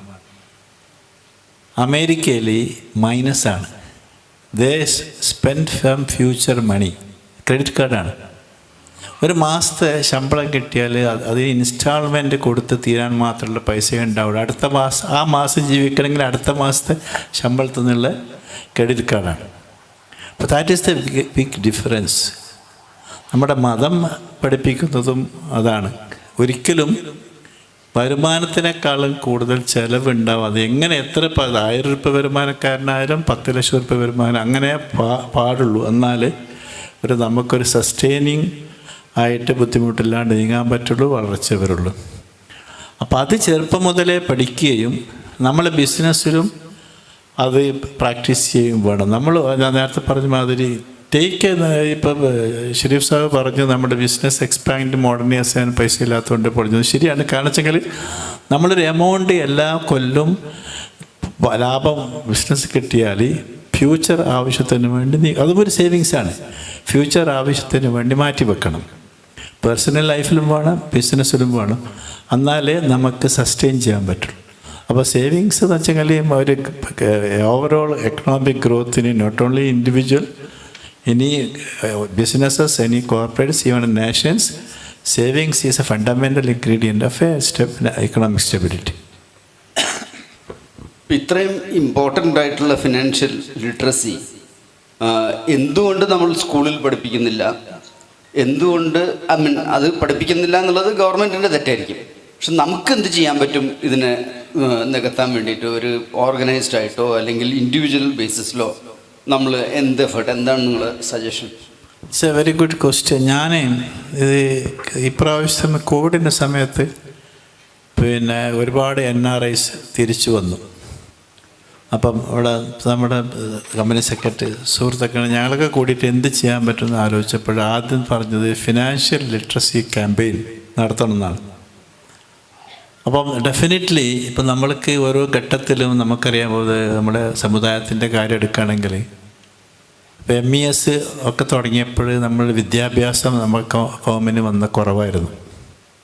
അപ്പോൾ ഒരുപാട് വിദ്യാഭ്യാസ സ്ഥാപനങ്ങൾ വളരെ ആ സമയത്തുള്ള ആൾക്കാർ ഉണർന്ന് പ്രവർത്തിച്ച് അവർ മാതൃക കാട്ടി. പിന്നെ എല്ലാ മതസംഘടനകളും എല്ലാ മഹലുകളും സ്കൂളും കോളേജും എഞ്ചിനീയറിംഗ് കോളേജും ഒക്കെ ഉണ്ടാക്കി. അങ്ങനെ വിദ്യാഭ്യാസം നമ്മൾ പുരോഗതി നേടി. അതേ കുറച്ച് മുന്നോട്ട് പോയ 10-20 കൊല്ലം അതുമായിട്ട് മുന്നോട്ട് പോയപ്പോൾ നമ്മുടെ പ്രശ്നം ഇത് കാരിയർ ഗൈഡൻസ്, ഹയർ സ്റ്റഡീസ്. അങ്ങനെ സിജി വന്നു. ഫോർ എക്സാമ്പിൾ സിജി കാരിയർ ഗൈഡൻസും അങ്ങനത്തെ കാര്യങ്ങൾ ഒരുപാട് ഉപദേശങ്ങളും സെമിനാറുകളും വർക്ക്ഷോപ്പൊക്കെ നടത്തി അവയർനെസ് ഉണ്ടാക്കി. അതും നമ്മൾ ഒരുപാട് വ്യത്യസ്തമായ ഡൈവേഴ്സിഫൈഡ് കോഴ്സും പ്ലേസ്മെൻറ്റും ഒക്കെ നമുക്ക് പതിച്ചു. ഇന്ന് നമുക്ക് റെലവൻസ് അതേമാതിരി ഒരു ഫിനാൻഷ്യൽ ലിറ്ററസി ക്യാമ്പയിനാണ്. ഞാൻ പറയുന്നത് വെച്ചെങ്കിൽ ഓരോ മഹലിലും ഇതിനുള്ളൊരു സംവിധാനം, സംഘടനകളല്ല, ഓരോ മഹലിലും ഇതിന് ഉള്ള സംവിധാനം വേണം. ഓരോ സംഘടനകളും അതിൻ്റെ മുൻകൈ എടുക്കേണ്ടത്. നമ്മുടെ ജുമാ കുത്തുബുകളിൽ വരെ ഇതൊരു വിഷയമായിട്ട് ഇത് അവതരിപ്പിക്കണം. നമ്മൾ ചെറിയൊരു ഉദാഹരണം പറയാം. നമ്മളെ കൗമ് കടം എടുക്കൽ വളരെ വലിയൊരു സിമ്പിളാണ്. നമ്മളൊന്നും പൈസ ഇല്ലെങ്കിൽ കടം മേടിക്കുക. നമ്മുടെ മതത്തിനെ സംബന്ധിച്ചിടത്തോളം വളരെയധികം നിരുത്സാഹപ്പെടുത്തിയാണ്. നിങ്ങൾക്കറിയാം, പ്രവാചകൻ ഒരു മദീന പള്ളിയിൽ ഇരിക്കുമ്പോൾ നിങ്ങൾക്ക് മയ്യത്ത് നിസ്കരിക്കാൻ പറഞ്ഞപ്പോൾ അദ്ദേഹത്തെ അറിയാം, അദ്ദേഹത്തെ ഒരു വലിയ കടക്കാരനാണ്, അതുകൊണ്ട് നിങ്ങൾ നിസ്കരിച്ചോളി എന്നിട്ട് പ്രവാചകൻ ഇറങ്ങിപ്പോയി. അദ്ദേഹത്തിൻ്റെ മയ്യത്ത് നിസ്കരിക്കാൻ വരെ താല്പര്യം കാട്ടില്ല. നേരെ മറിച്ച് ഒരു ജൂതൻ്റെ മയ്യത്ത് കൊണ്ടുപോകുമ്പോൾ പ്രവാചകൻ എഴുന്നേറ്റ് ബഹുമാനിച്ചു. അപ്പോൾ ഈ കടം വാങ്ങൽ നമ്മൾ വളരെ ലളിതമാണ്. ഈ ഫിനാൻഷ്യൽ ലിറ്ററസിൻ്റെ ഭാഗമാണ്. അപ്പോൾ നമ്മൾ ഏറ്റവും വലിയൊരു ട്രാപ്പാണ് വെഹിക്കിള്. 1000 രൂപ കൊടുത്താൽ നമുക്കൊരു മോട്ടോർ സൈക്കിൾ കിട്ടും. നമ്മുടെ കുട്ടികൾക്ക് എത്ര മോട്ടോർ സൈക്കിൾ എത്ര അപകടമാണ്. 1000 രൂപ മതി. പക്ഷെ അതിൻ്റെ ഇൻസ്റ്റാൾമെൻറ്റിൻ്റെ ഇൻട്രസ്റ്റ് എത്രയാണ് നിങ്ങൾക്കറിയോ? 15, 18, 16, 17, 20% 10,000 രൂപ ഒരു കാറ് കിട്ടും നമുക്കിപ്പം. 10,000 രൂപ ഒരു കാറ്, അതും അങ്ങനെ തന്നെ ഇൻസ്റ്റാൾമെൻറ്റ് കൊടുത്തെടുക്കുക. അപ്പം ഈ കടം എന്ന് പറയുന്നത് വളരെ ലാളിത്യത്തോട് കൂടിയിട്ട് നമ്മൾ എടുക്കുന്നത് പാടില്ല. നമ്മൾ ഏറ്റവും വലിയ ഫിനാൻഷ്യൽ ലിറ്ററസിൻ്റെ തുടങ്ങേണ്ടത് ഈ കടം വാങ്ങുന്നതിൻ്റെ അതിൻ്റെ കോൺസിക്വൻസിനെ കുറിച്ച് പഠിപ്പിക്കുക. അതിപ്പോൾ സാധാരണക്കാരൻ ഒരു ബിസിനസ്സുകാരുടെ അടുക്ക് കുറച്ചും കൂടി അഡ്വാൻസ്ഡ് എടുത്തവർ നമ്മൾ ഒരുപാട് ഇവിടെ I am sure lot of business ഒരു ബാലൻസ് ഷീറ്റ് വായിക്കാൻ അറിയുന്ന എത്ര ബിസിനസ്സുകാരുണ്ട്? ഒരു ബാലൻസ് ഷീറ്റ് കണ്ടാൽ ഉടനെ നമ്മളൊരു ഓഡിറ്റ് എടുത്ത് ഓടിപ്പോവും. അങ്ങനെയല്ലല്ലോ വേണ്ടത്. നമുക്കൊരു ബേസിക് ഇത് എന്താണ് അസറ്റ്, എന്താണ് ലയബിലിറ്റി, അത് ഒരു ഫിനാൻഷ്യൽ ലിറ്ററിൻ്റെ ഭാഗമാണ്. അങ്ങനെ തന്നെ നമ്മൾ ഏറ്റവും ചെയ്യുന്നവർ ഈ ഫിനാൻഷ്യൽ ലിറ്ററസി ഇതിനെപ്പറ്റി വെറും ബേസിക് അണ്ടർസ്റ്റാൻഡിങ് ഇല്ലാതെ ചെയ്യുന്ന അബദ്ധമാണ് ബിസിനസ്സുകാർ. നമ്മൾ ബിസിനസ്സിൻ്റെ പൈസയും പേഴ്സണൽ കാര്യങ്ങളും കൂട്ടിക്കൊടുക്കും. ബിസിനസ്സായിട്ടും പേഴ്സണൽ ഫിനാൻസായിട്ടും മാറ്റി വെക്കണം. ഇപ്പോൾ നമ്മൾ നിങ്ങൾ BCom പഠിച്ചവരൊക്കെ ഉണ്ടാവും, ഈ ബാലൻസ് ഷീറ്റിൽ ക്യാപിറ്റൽ എവിടെയാണ് റെപ്രസെൻ്റ് ചെയ്യുക? ബാലൻസ് ഷീറ്റിൽ അസറ്റ് ഒരു സൈഡിൽ, ലയബിലിറ്റി ഒരു സൈഡിലുണ്ടല്ലോ. ഈ ക്യാപിറ്റൽ ഏത് സൈഡിലാണ് കാണിക്കുക? ലയബിലിറ്റി സൈഡിലാണ് കാണിക്കുക. എന്താണത്? ഒരു വിരോധാഭാസമല്ല. ക്യാപിറ്റൽ അസറ്റ് എന്നല്ലേ പറയേണ്ടത്, ക്യാപിറ്റൽ ലയബിലിറ്റിയാണ്. കാരണം ക്യാപിറ്റൽ എന്ന് വെച്ചെങ്കിൽ ആ പൈസ ബിസിനസ്സിൻ്റെ ഓണർക്ക് കൊടുക്കാനുള്ളതായിട്ടാണ് ബിസിനസ്സിൽ റെപ്രസെൻ്റ് ചെയ്തത്. അതുകൊണ്ടാണ് ക്യാപിറ്റൽ ലയബിലിറ്റി ആയിട്ട് കാണിക്കുന്നത്. അപ്പോൾ ബിസിനസ്സും സ്വന്തം പേഴ്സണൽ ഫിനാൻസും സെപ്പറേറ്റ് ചെയ്ത് കാണിക്കണം. അങ്ങനെ ഒരുപാട് കാര്യങ്ങൾ. ഇപ്പോൾ നമ്മൾ ഫിനാൻഷ്യൽ ലിറ്ററസിനെ പറ്റി പറയുമ്പോൾ എവിടെ തുടങ്ങാം? നമ്മൾ വീട്ടിൽ നിന്ന് തുടങ്ങാം. നമുക്കൊരു ഒരു ഫാമിലി ബജറ്റ്. എത്ര പേർക്ക് ഒരു ഫാമിലി ബജറ്റ് ഉണ്ട്? നമ്മളിപ്പോഴത്തെ ഇപ്പോൾ സ്പെൻഡിങ് പാറ്റേണൊക്കെ നോക്കിയാൽ, ഇപ്പോൾ നിങ്ങൾക്കറിയാം ഈ കോർപ്പറേറ്റ് റീറ്റെയിലിംഗ് എന്ന് പറഞ്ഞാൽ മോള്, ലുലു അങ്ങനത്തെ മോളിൽ ഇവരെ തന്നെ അവരൊരു ആധികാരികമായ സ്റ്റഡി തന്നെ 30% of the purchases in organized retailing is unintended purchases. എന്ന് വെച്ചാൽ നമ്മളിപ്പോൾ എറണാകുളത്ത് ലുലുവിൽ പോയി വിചാരിക്കുമോ, ഇങ്ങനത്തെ 1-2 സാധനം മേടിക്കാനും പോകുന്നത്, പക്ഷെ വാങ്ങുന്നത് നമ്മൾ വാങ്ങാൻ ഉദ്ദേശിച്ച സാധനമില്ല. 30% വേറെ അവിടെ കണ്ട സാധനങ്ങൾ വാങ്ങി വരുന്നതാണ്. അതും ഫിനാൻഷ്യൽ ലിറ്ററസിൻ്റെ കാരണം. നമുക്കൊരു ഫാമിലി ബജറ്റ് ഇല്ല. അപ്പം ഇതൊക്കെയാണ് ഞാൻ പറഞ്ഞത് വെച്ചെങ്കിൽ ഇതൊക്കെ നമ്മൾ വെള്ളിയാഴ്ച കുത്തുപാടിൽ കയറി വരേണ്ട വിഷയങ്ങളാണ്. ഇപ്പോഴും ഇത്രയും കാര്യങ്ങളൊക്കെ എവിടെ തുടങ്ങണമെന്ന് ഷെരീഫ് ചോദിച്ചു ഞാൻ പറയും, നമ്മൾ കുടുംബത്തിൽ തുടങ്ങണം, നമ്മളുടെ പള്ളികളിൽ തുടങ്ങണം, നമ്മൾ മഹലുകളിൽ തുടങ്ങണം. എന്നാലേ നമ്മളിപ്പോൾ 10-50 കൊല്ലം മുമ്പ് സ്കൂളുകളുണ്ടാക്കി, നമ്മൾ വിദ്യാഭ്യാസം നേടി, കോളേജുകളുണ്ടാക്കി, കരിയർ കൗൺസിൽ നമ്മൾ ജോലി കിട്ടി. അതുമാതിരി നമ്മൾ ഫിനാൻഷ്യൽ സ്റ്റെബിലിറ്റി വരണമെങ്കിൽ ഇങ്ങനത്തെ ഫിനാൻഷ്യൽ ലിറ്ററസി അവിടെ വെച്ച് തുടങ്ങണം.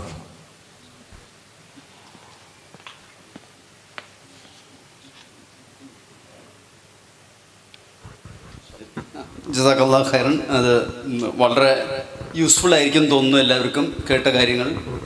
ഇൻഷാ അല്ലാഹ് നമുക്ക് ഈ ഒരു ഫിനാൻഷ്യൽ ലിറ്ററസി കയ്യിലെടുത്ത് അതിനുവേണ്ടി പ്രവർത്തിക്കാം. ആദ്യം നമ്മളുടെ വീടുകളിലും പിന്നെ നമ്മുടെ നാടുകളിലും അതേപോലെ തന്നെ ബാക്കിയുള്ള പല ഇതിലും. ഇത് പറഞ്ഞപ്പോഴാണ് ഞാൻ കഴിഞ്ഞ ജുമയ്ക്ക് ഞാൻ ചെന്നൈയിലായിരുന്നു. അവിടുത്തെ ജുമാ കുത്തുബയുടെ ഇതിപ്പോൾ പരീക്ഷാ സമയമാണല്ലോ. അപ്പോൾ കുട്ടികളുടെ പരീക്ഷയ്ക്ക് വേണ്ടി അവരെങ്ങനെ പ്രിപ്പയർ ചെയ്യണം, അവർ ഫെയിലായി കഴിഞ്ഞാൽ അത് ഒരു ജീവിതത്തിൻ്റെ ഫെയിലിയർ അല്ല എന്നുള്ളത് മനസ്സിലാക്കി കൊടുക്കേണ്ട റെസ്പോൺസിബിലിറ്റി കൂടി മാതാപിതാക്കൾക്കുണ്ട് എന്നുള്ള കാര്യം ഇതൊക്കെ അവിടെ ജുമാ കുത്തുബയിൽ വളരെ ക്ലിയർ ആയിട്ട് അൽഹംദുലില്ലാഹ് പറയുകയും, കാരണം അത് വളരെ ആ സമയത്തിന് പറ്റിയ കാര്യങ്ങളാണ്. അതേപോലെ തന്നെ ഫിനാൻഷ്യൽ ലിറ്ററസി നമ്മളെ ത്രൂ ഔട്ട് ദി ഇയർ നമുക്ക് ഇതൊന്ന് അതിൻ്റെ ഒരു റിമൈൻഡർ എപ്പോഴും നമുക്ക് കിട്ടിക്കൊണ്ടിരിക്കേണ്ട കാര്യങ്ങളാണ്. അപ്പോൾ വളരെ നന്ദി തന്ന പോയിന്റുകൾക്കും അതേപോലെ തന്നെ ഇൻഷാ അല്ലാഹ് നമുക്ക് എല്ലാവർക്കും അത് ചെയ്യാൻ പറ്റും എന്ന് വിശ്വസിക്കുന്നു.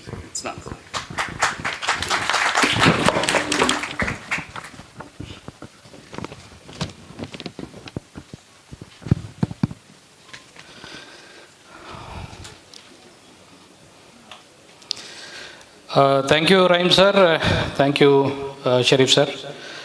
ഒരു നല്ലൊരു എൻലൈറ്റിംഗ് നമുക്കൊരു ഇൻഫർമേഷനിലെ ഇത് ഡിസ്കഷനായി മാറിയത്. സോ ആസ് യു സെഡ്, ഒരു സേവ് ചെയ്തിട്ട് സ്പെൻഡ് ചെയ്യണമെന്നൊരു ഇതാണ് സ്റ്റേറ്റ്മെൻറ്റാണ് നമ്മളെ റഹീം സർ പറഞ്ഞത്. So moving to the next program, keynote address. Very important സബ്ജക്റ്റാണിത്. Increasing financial awareness and avoiding financial scams. financial scam is something very usual thing. So we all get into these scams nowadays. So our COO, Mr. Rashid Sharif, will present this. Rashid sir, please welcome.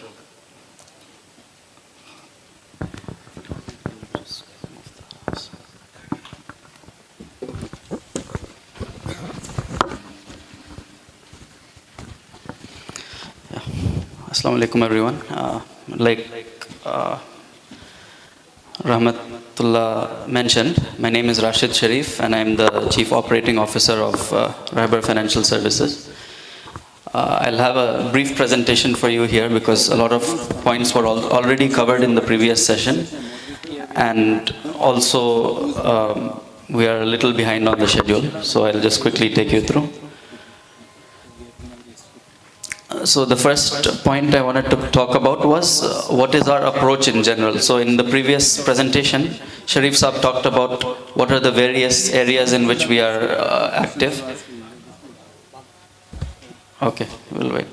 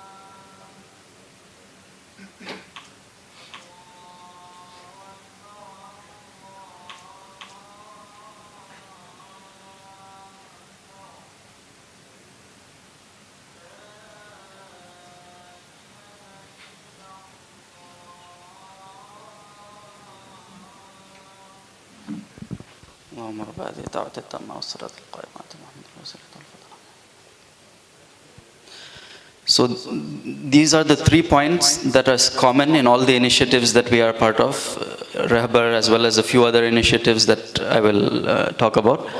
So one is it subscribes to global standards. So whatever is the best practices in the financial industry, whether it's in India or abroad, we want to adopt those best practices. And since we are operating in India, we have to be compliant with the Indian regulations. And we also, as a base, have that we will not violate any of the Islamic principles as well.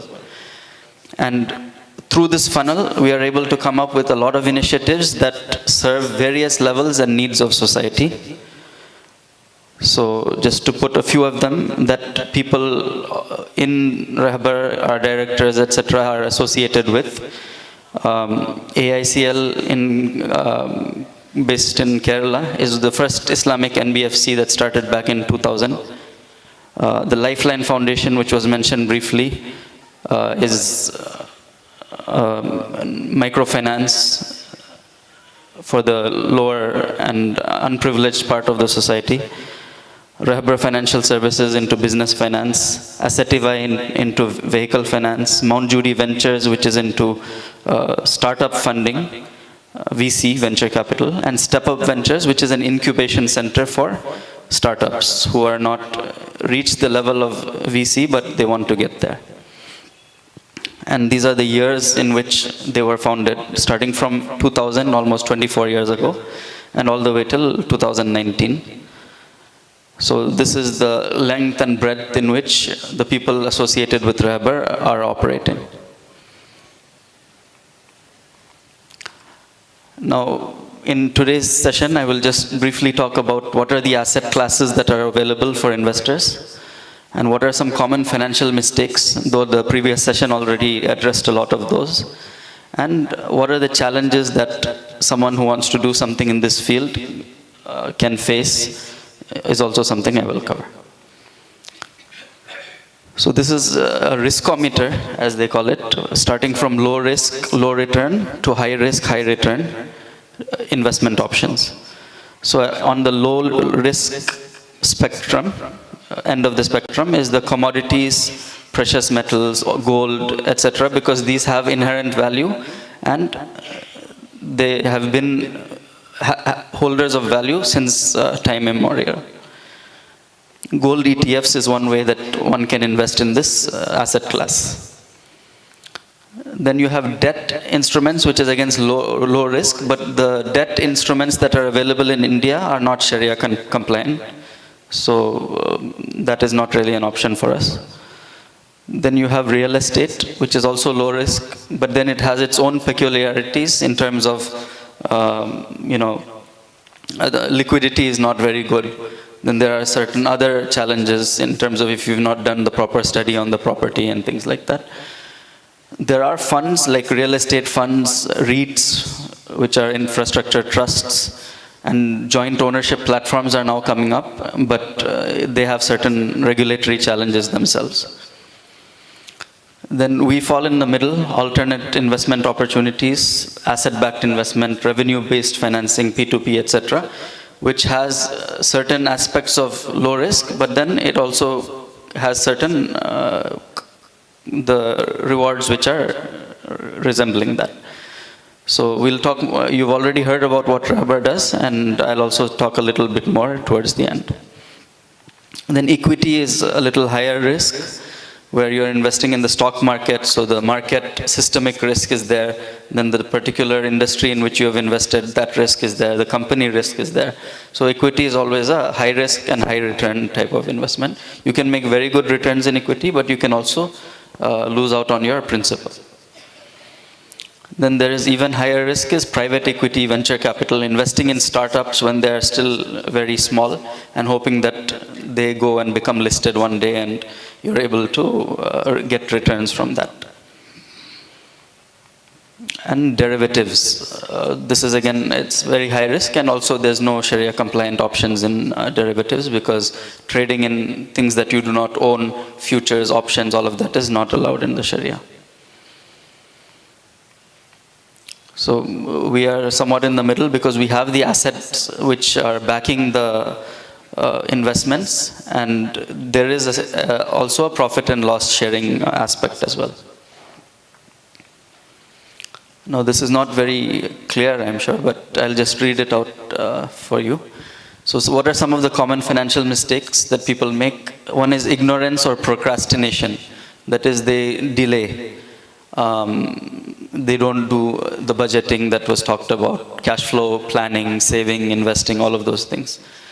Then also, as Rahim Sahib said, that there's no differentiation between the business assets and the personal or the family assets. So it's all just one large pool. And people don't think or save for contingencies like medical emergencies or other emergencies that could come up. So you're underestimating life's contingencies. Then you don't do tax planning. Then when you come to investing also, there are certain mistakes that people make in investing. One is investing on emotional grounds. So a lot of the people who get trapped by certain scams and things like that is because of emotional thing, that they know someone that has invested and he is doing well, so why should I not do? That's a herd mentality, which is also the next point. Fear of missing out, that my neighbor is earning good returns, 3% every month. Why should I delay? So let me invest right now. And then when the money goes, the neighbor obviously is not going to refund your money. All investments are not the same, so you have to understand the risks associated with different investments. If someone is giving higher return, it is only because there is higher risk, and that is why he's able to give higher return.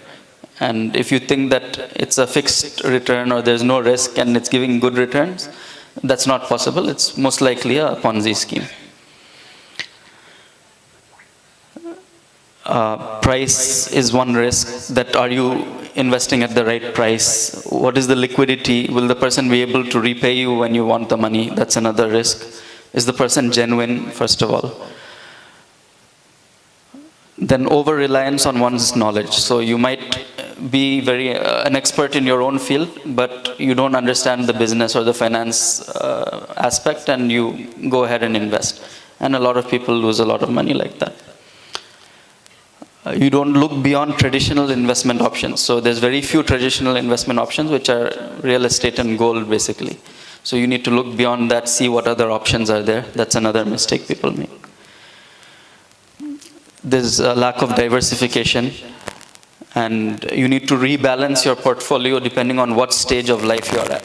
So a person who is at 30 and just started getting regular income, and the person who's 60 and who's going to retire, they cannot have the same portfolio. And not paying enough emphasis to inflation. So the money is in your bank, maybe you're giving away the interest part, but the money is decreasing in value. And you're not investigating enough if an investment is consistent with one's value systems. So you make an investment, the bank RM comes and he says that this is a good option, you should invest, it's Sharia compliant. But you have not done your homework whether it's Sharia compliant, and after you invest, you understand that this income is not halal for you. So these are some of the mistakes that people make in investments. Now the last part of my presentation is what are the challenges in catering. So the business that we are into is we are giving finance to businesses. So what are some of the challenges that a player like Rehbar faces? So first we'll look at what a bank does, and then we'll look at what Rehbar does. So the bank gets deposits at 7%, it gets savings at 3.5%, it is able to borrow from RBI at the repo rate, which is about 4%. Interbank borrowings happen at 6.5%. So it's able to give financing at 12% on an average, and still make about 7-8% as a spread. Whereas in our case, our investors expect about 9 to 11% returns. And then you can only understand that we also need to have meet our expenses, have a profit for our owners and things like that, and only then we are able to calculate what is the onward rate that we can fund the businesses at. So that is the challenge in catering to businesses. In terms of catering to investors, what are some of the challenges? That one is that the returns are linked to the capital appreciation of the portfolio in the case of mutual funds, I'm saying. So the mutual funds buy shares in companies like Infosys, TCS, etc., which is highly liquid. They can at any time sell it, and they can any time make investments, and the returns is linked to that. Whereas if you look at a Rehbar type of an investment, the investment is in fixed assets or working capital of unlisted businesses. So it's relatively liquid, but not as liquid as the mutual fund. And the investor's return is linked to the rental receipts and the performance of the business. And another challenge here is that we have to maintain certain reserves for exit requests or to be able to make a good investment when it comes along. And that, while it is in the bank, it does not earn any money.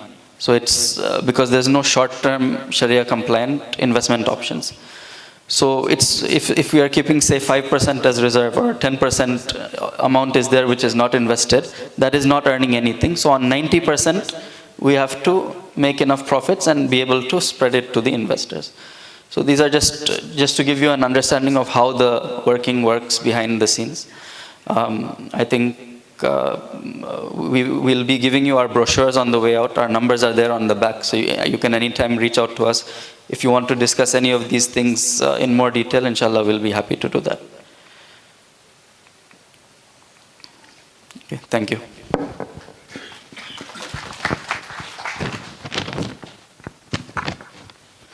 Thank you, Rashid bhai.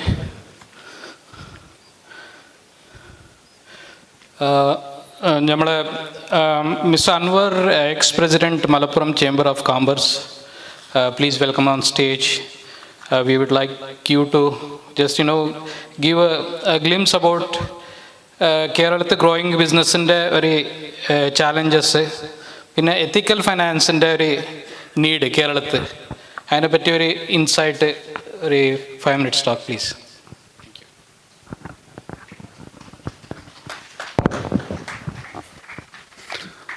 Assalamu alaikum. ഞാൻ സത്യം പറയുകയാണെങ്കിൽ ഇവിടെ നടക്കുന്ന ഫംഗ്ഷനെ കുറിച്ച് ചെറിയൊരു brief മാത്രമേ എനിക്ക് കിട്ടിയിട്ടുള്ളൂ. പക്ഷേ ഞാനൊരു 5 മിനിറ്റ് 10 മിനിറ്റ് എന്നെ ക്ഷണിക്കാൻ വന്നവരായിട്ട് സംസാരിച്ചപ്പോൾ ഈ പ്രോഗ്രാമിലൊന്നും അറ്റൻഡ് ചെയ്യണമെന്ന് എനിക്ക് തോന്നി. കുറേ നല്ല പോസിറ്റീവായിട്ടുള്ള നമ്മൾ മനസ്സിൽ എന്തൊക്കെയോ കണ്ട ചില കാര്യങ്ങൾ കണ്ടു എന്നുള്ളതാണ് ഇവിടെ വരാനുള്ള കാരണം. ഞാൻ ചെറുകിട വ്യവസായ അസോസിയേഷൻ്റെ മലപ്പുറം ജില്ലാ പ്രസിഡൻ്റായിട്ട് ഉണ്ടായിരുന്നു.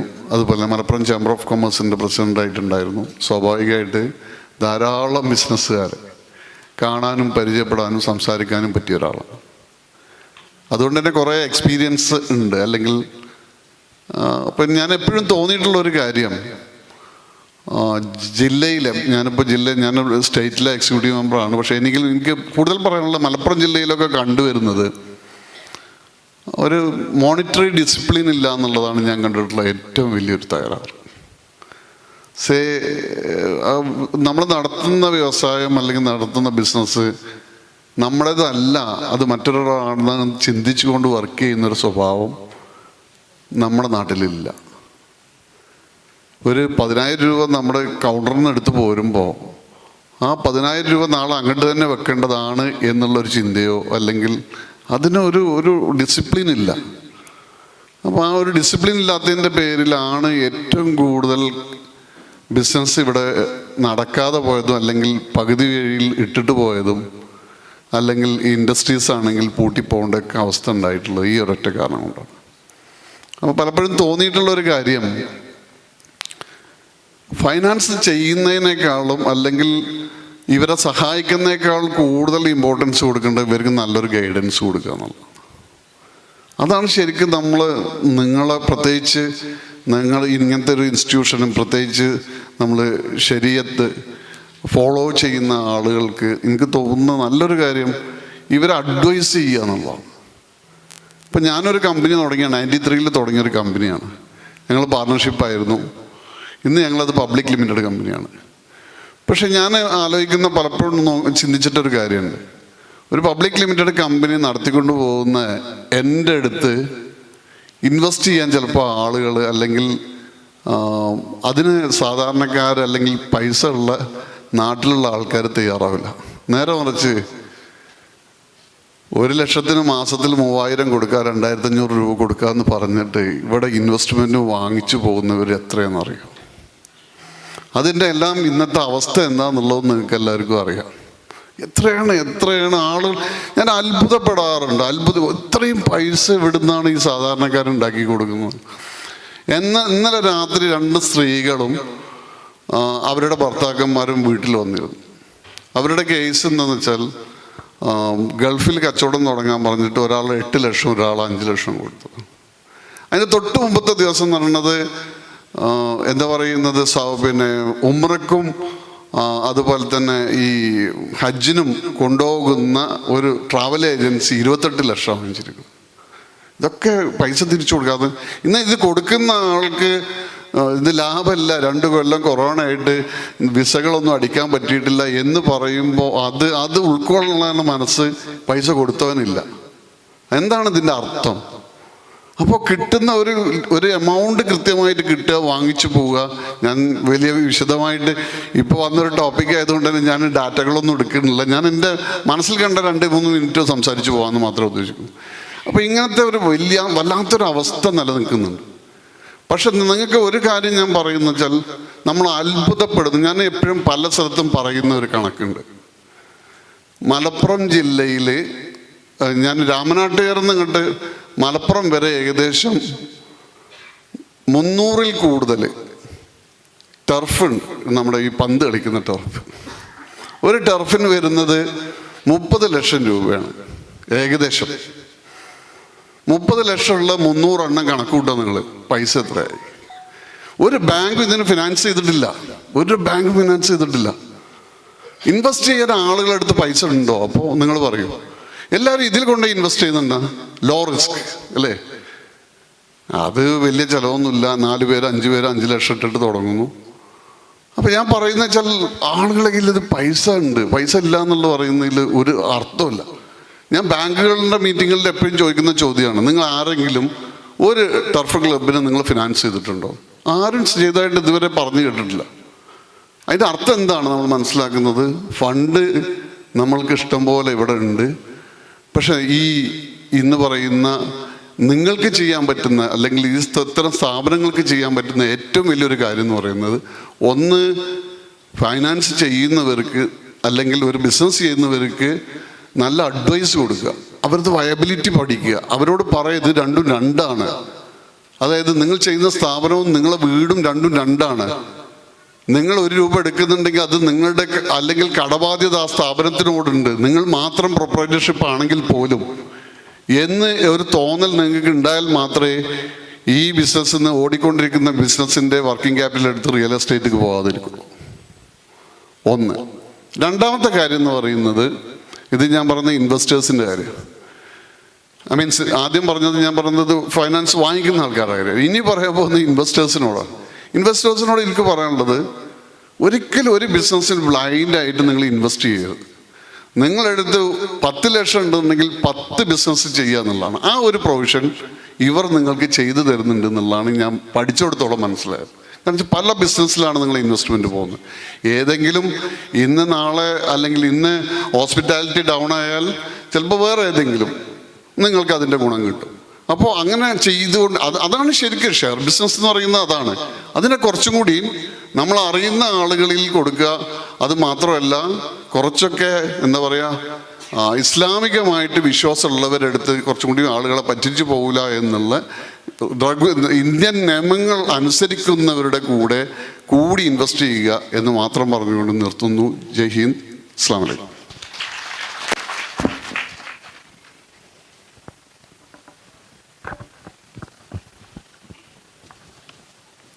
Thank you, Anwar sir.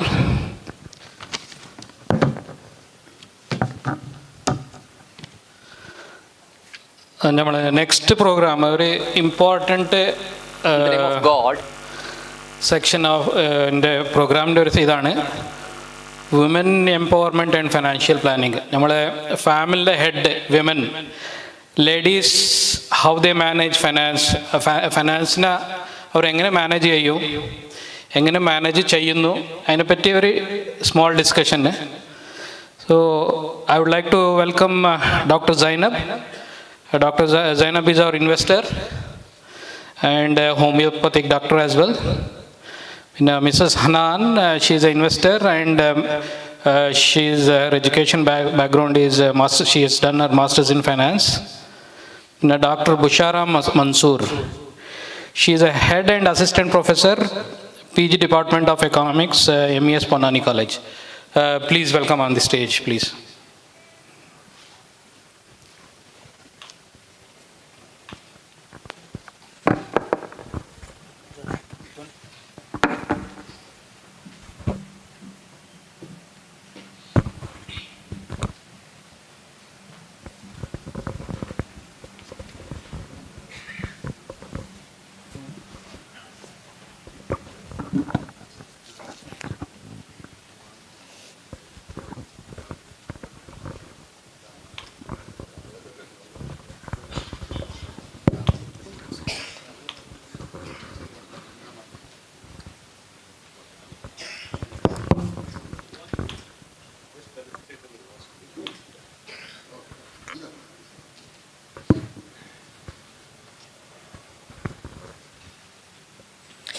So today we already spoke about monetary discipline and financial literacy. So we all know the ripple effect of empowering women in the financial domain. It extends beyond the household. It will even, foster the economic resilience and the prosperity of the community and the society as a whole. So we know in Surah Nisa, which talks about women, that Allah says that Allah has made your wealth a means of support for you. And in that surah, actually it talks about the inheritance of a woman before the inheritance of the man. And we know that in Islam, if protecting and growing one's wealth is encouraged in Islam, with the rising inflation, the value of money, the importance of saving and investment of one's savings is very evident. the significance of this topic is even more relevant in today's world, where the cases of single mothers are rising. So I have on the panel today very distinguished women, and we have already heard their introduction, so let's go right into the topic. So ma'am, what do you think? Is the investment philosophy different for a man and different for a woman? And if so, how? Assalamu alaikum. My name is Dr. Zainab. I'm a homeopathic consultant, and I am also a family therapist. I'm basically from Trivandrum, and I'm running a homeopathic clinic there. So, about the question asked by Ms. Hanan, I would like to say that even though in Islam, about financial responsibility, financial investment, there is no,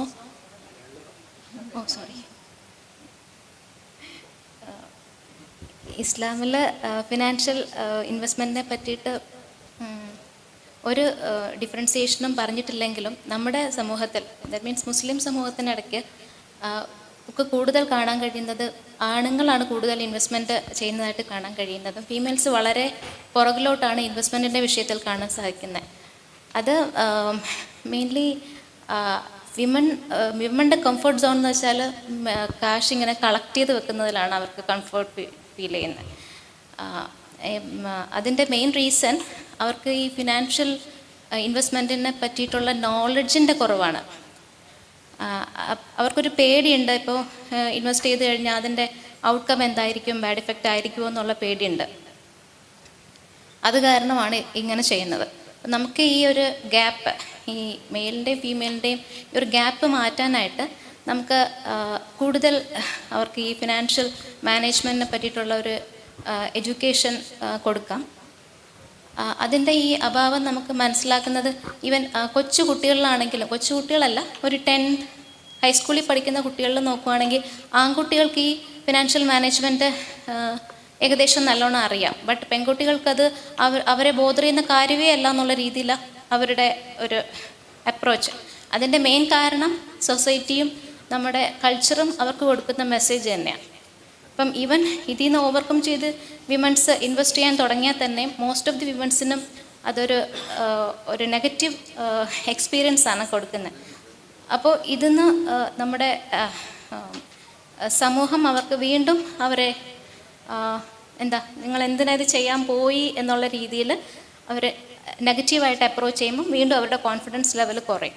അതേസമയം ഒരു മെയിലിനാണ് ഇത് സംഭവിക്കുന്നതെങ്കിൽ surrounding സമൂഹമൊക്കെ പുള്ളിനെ encourage ചെയ്യും, അതിൽ നിന്ന് overcome ചെയ്ത് വരികയും ചെയ്യും. അപ്പം ഇതിൽ നിന്ന് ഓവർകം ചെയ്യാൻ വേണ്ടിയിട്ട് പ്രോപ്പർ എഡ്യൂക്കേഷൻ കൊടുക്കുകയും വേണം. അതിനോടൊപ്പം സമൂഹം ഒന്ന് സപ്പോർട്ട് ചെയ്യുകയും കൂടെ ചെയ്താൽ മാത്രമേ വിമണിനെ ഇതിൽ നിന്ന് നമുക്ക് ഈ ഒരു ലെവലിൽ നിന്ന് മാറ്റിയെടുക്കാൻ സാധിക്കുകയുള്ളൂ. Thank you, ma'am. Ma'am, would you like to say a few words about it? Assalamu alaikum warahmatullahi wabarakatuh. Myself, Dr. Bushra Ansur. I'm working as assistant professor in MES Panani College in economics department. Actually, women empowerment through investment and entrepreneurial activities. My doctorate also in role of women entrepreneurs in employment and income generation in Kerala. മാം പറഞ്ഞതുപോലെ തന്നെ നമ്മൾ ladies actually നമുക്കറിയാം, ഒരു മൊത്തത്തിൽ നോക്കുകയാണെങ്കിൽ നമ്മുടെ ഒരു investment strategy നോക്കുകയാണെങ്കിൽ 48% ഒക്കെ ലേഡീസ് ഇൻവെസ്റ്റ് ചെയ്യാൻ റെഡി ആകുന്നുള്ളൂ. ഒരു 68 എബോവ് ഇൻവെസ്റ്റ്മെൻറ്റ് ഫ്രം മെൻ. അപ്പോൾ നമുക്കറിയാം ലേഡീസിൻ്റെ ഇൻവെസ്റ്റ്മെൻറ്റ് ഓൾറെഡി ഗ്ലോബലി തന്നെ കുറവാണ് എന്നുള്ള കാര്യം. ബട്ട് നമ്മൾ പിന്നെ അതുപോലെ തന്നെ ലെസ് റിസ്ക് ലവേഴ്സാണ് ലേഡീസ് എന്ന് പറയുന്നത്. ഹൈലി റിസ്ക് എടുക്കാൻ they are not ready to take higher risk. That's why the market fluctuation will not affect them. മാർക്കറ്റിലുണ്ടാകുന്ന ഫ്ലക്ച്വേഷൻസ്, ബിസിനസ്സിൽ അങ്ങനെയൊക്കെ ഉണ്ടാകുന്ന ഫ്ലക്ച്വേഷൻസ് സാധാരണഗതിയിൽ ലേഡീസിനെ അഫക്റ്റ് ചെയ്യുന്നില്ല. കാരണം ഈ ഫ്ലക്ച്വേഷൻസ് കൂടുതലായിട്ട് അഫക്റ്റ് ചെയ്യുന്നത് ഷോർട്ട് ടേം ബിസിനസ്, ആളുകളെയാണ്, ഷോർട്ട് ടേം ആയിട്ട് ബിസിനസ് ചെയ്യുന്ന ആളുകളെ, ഷോർട്ട് ടേം ബിസിനസ് ഇൻവെസ്റ്റേഴ്സിനെയാണ് കൂടുതൽ. അപ്പോൾ അതിൽ ഷോർട്ട് ടേം ബിസിനസ് ചെയ്യുമ്പോൾ സാധാരണഗതിയിൽ കൂടുതൽ റിസ്ക് ഉണ്ടാവും എന്നുള്ളതാണ്. ലേഡീസ് സാധാരണ ബിലീവ് ചെയ്യുന്നത് ലോങ് ടേം റിസ്ക്ലെസ് ഇൻവെസ്റ്റ്മെൻറ്റിലാണ് കൂടുതൽ ലേഡീസ് തയ്യാറാവുന്നത്. അപ്പോൾ അവർക്ക് അതുകൊണ്ട് തന്നെ ഈ മാർക്കറ്റിലുണ്ടാകുന്ന ഇങ്ങനെ ഹൈ ഫ്ലക്ച്വേഷൻസ് ഒന്നും ബിസിനസ് സൈക്കിൾസ് അതൊന്നും സാധാരണ ലേഡീസിനെ ഇൻഫ്ലുവൻസ് ചെയ്യാറില്ല.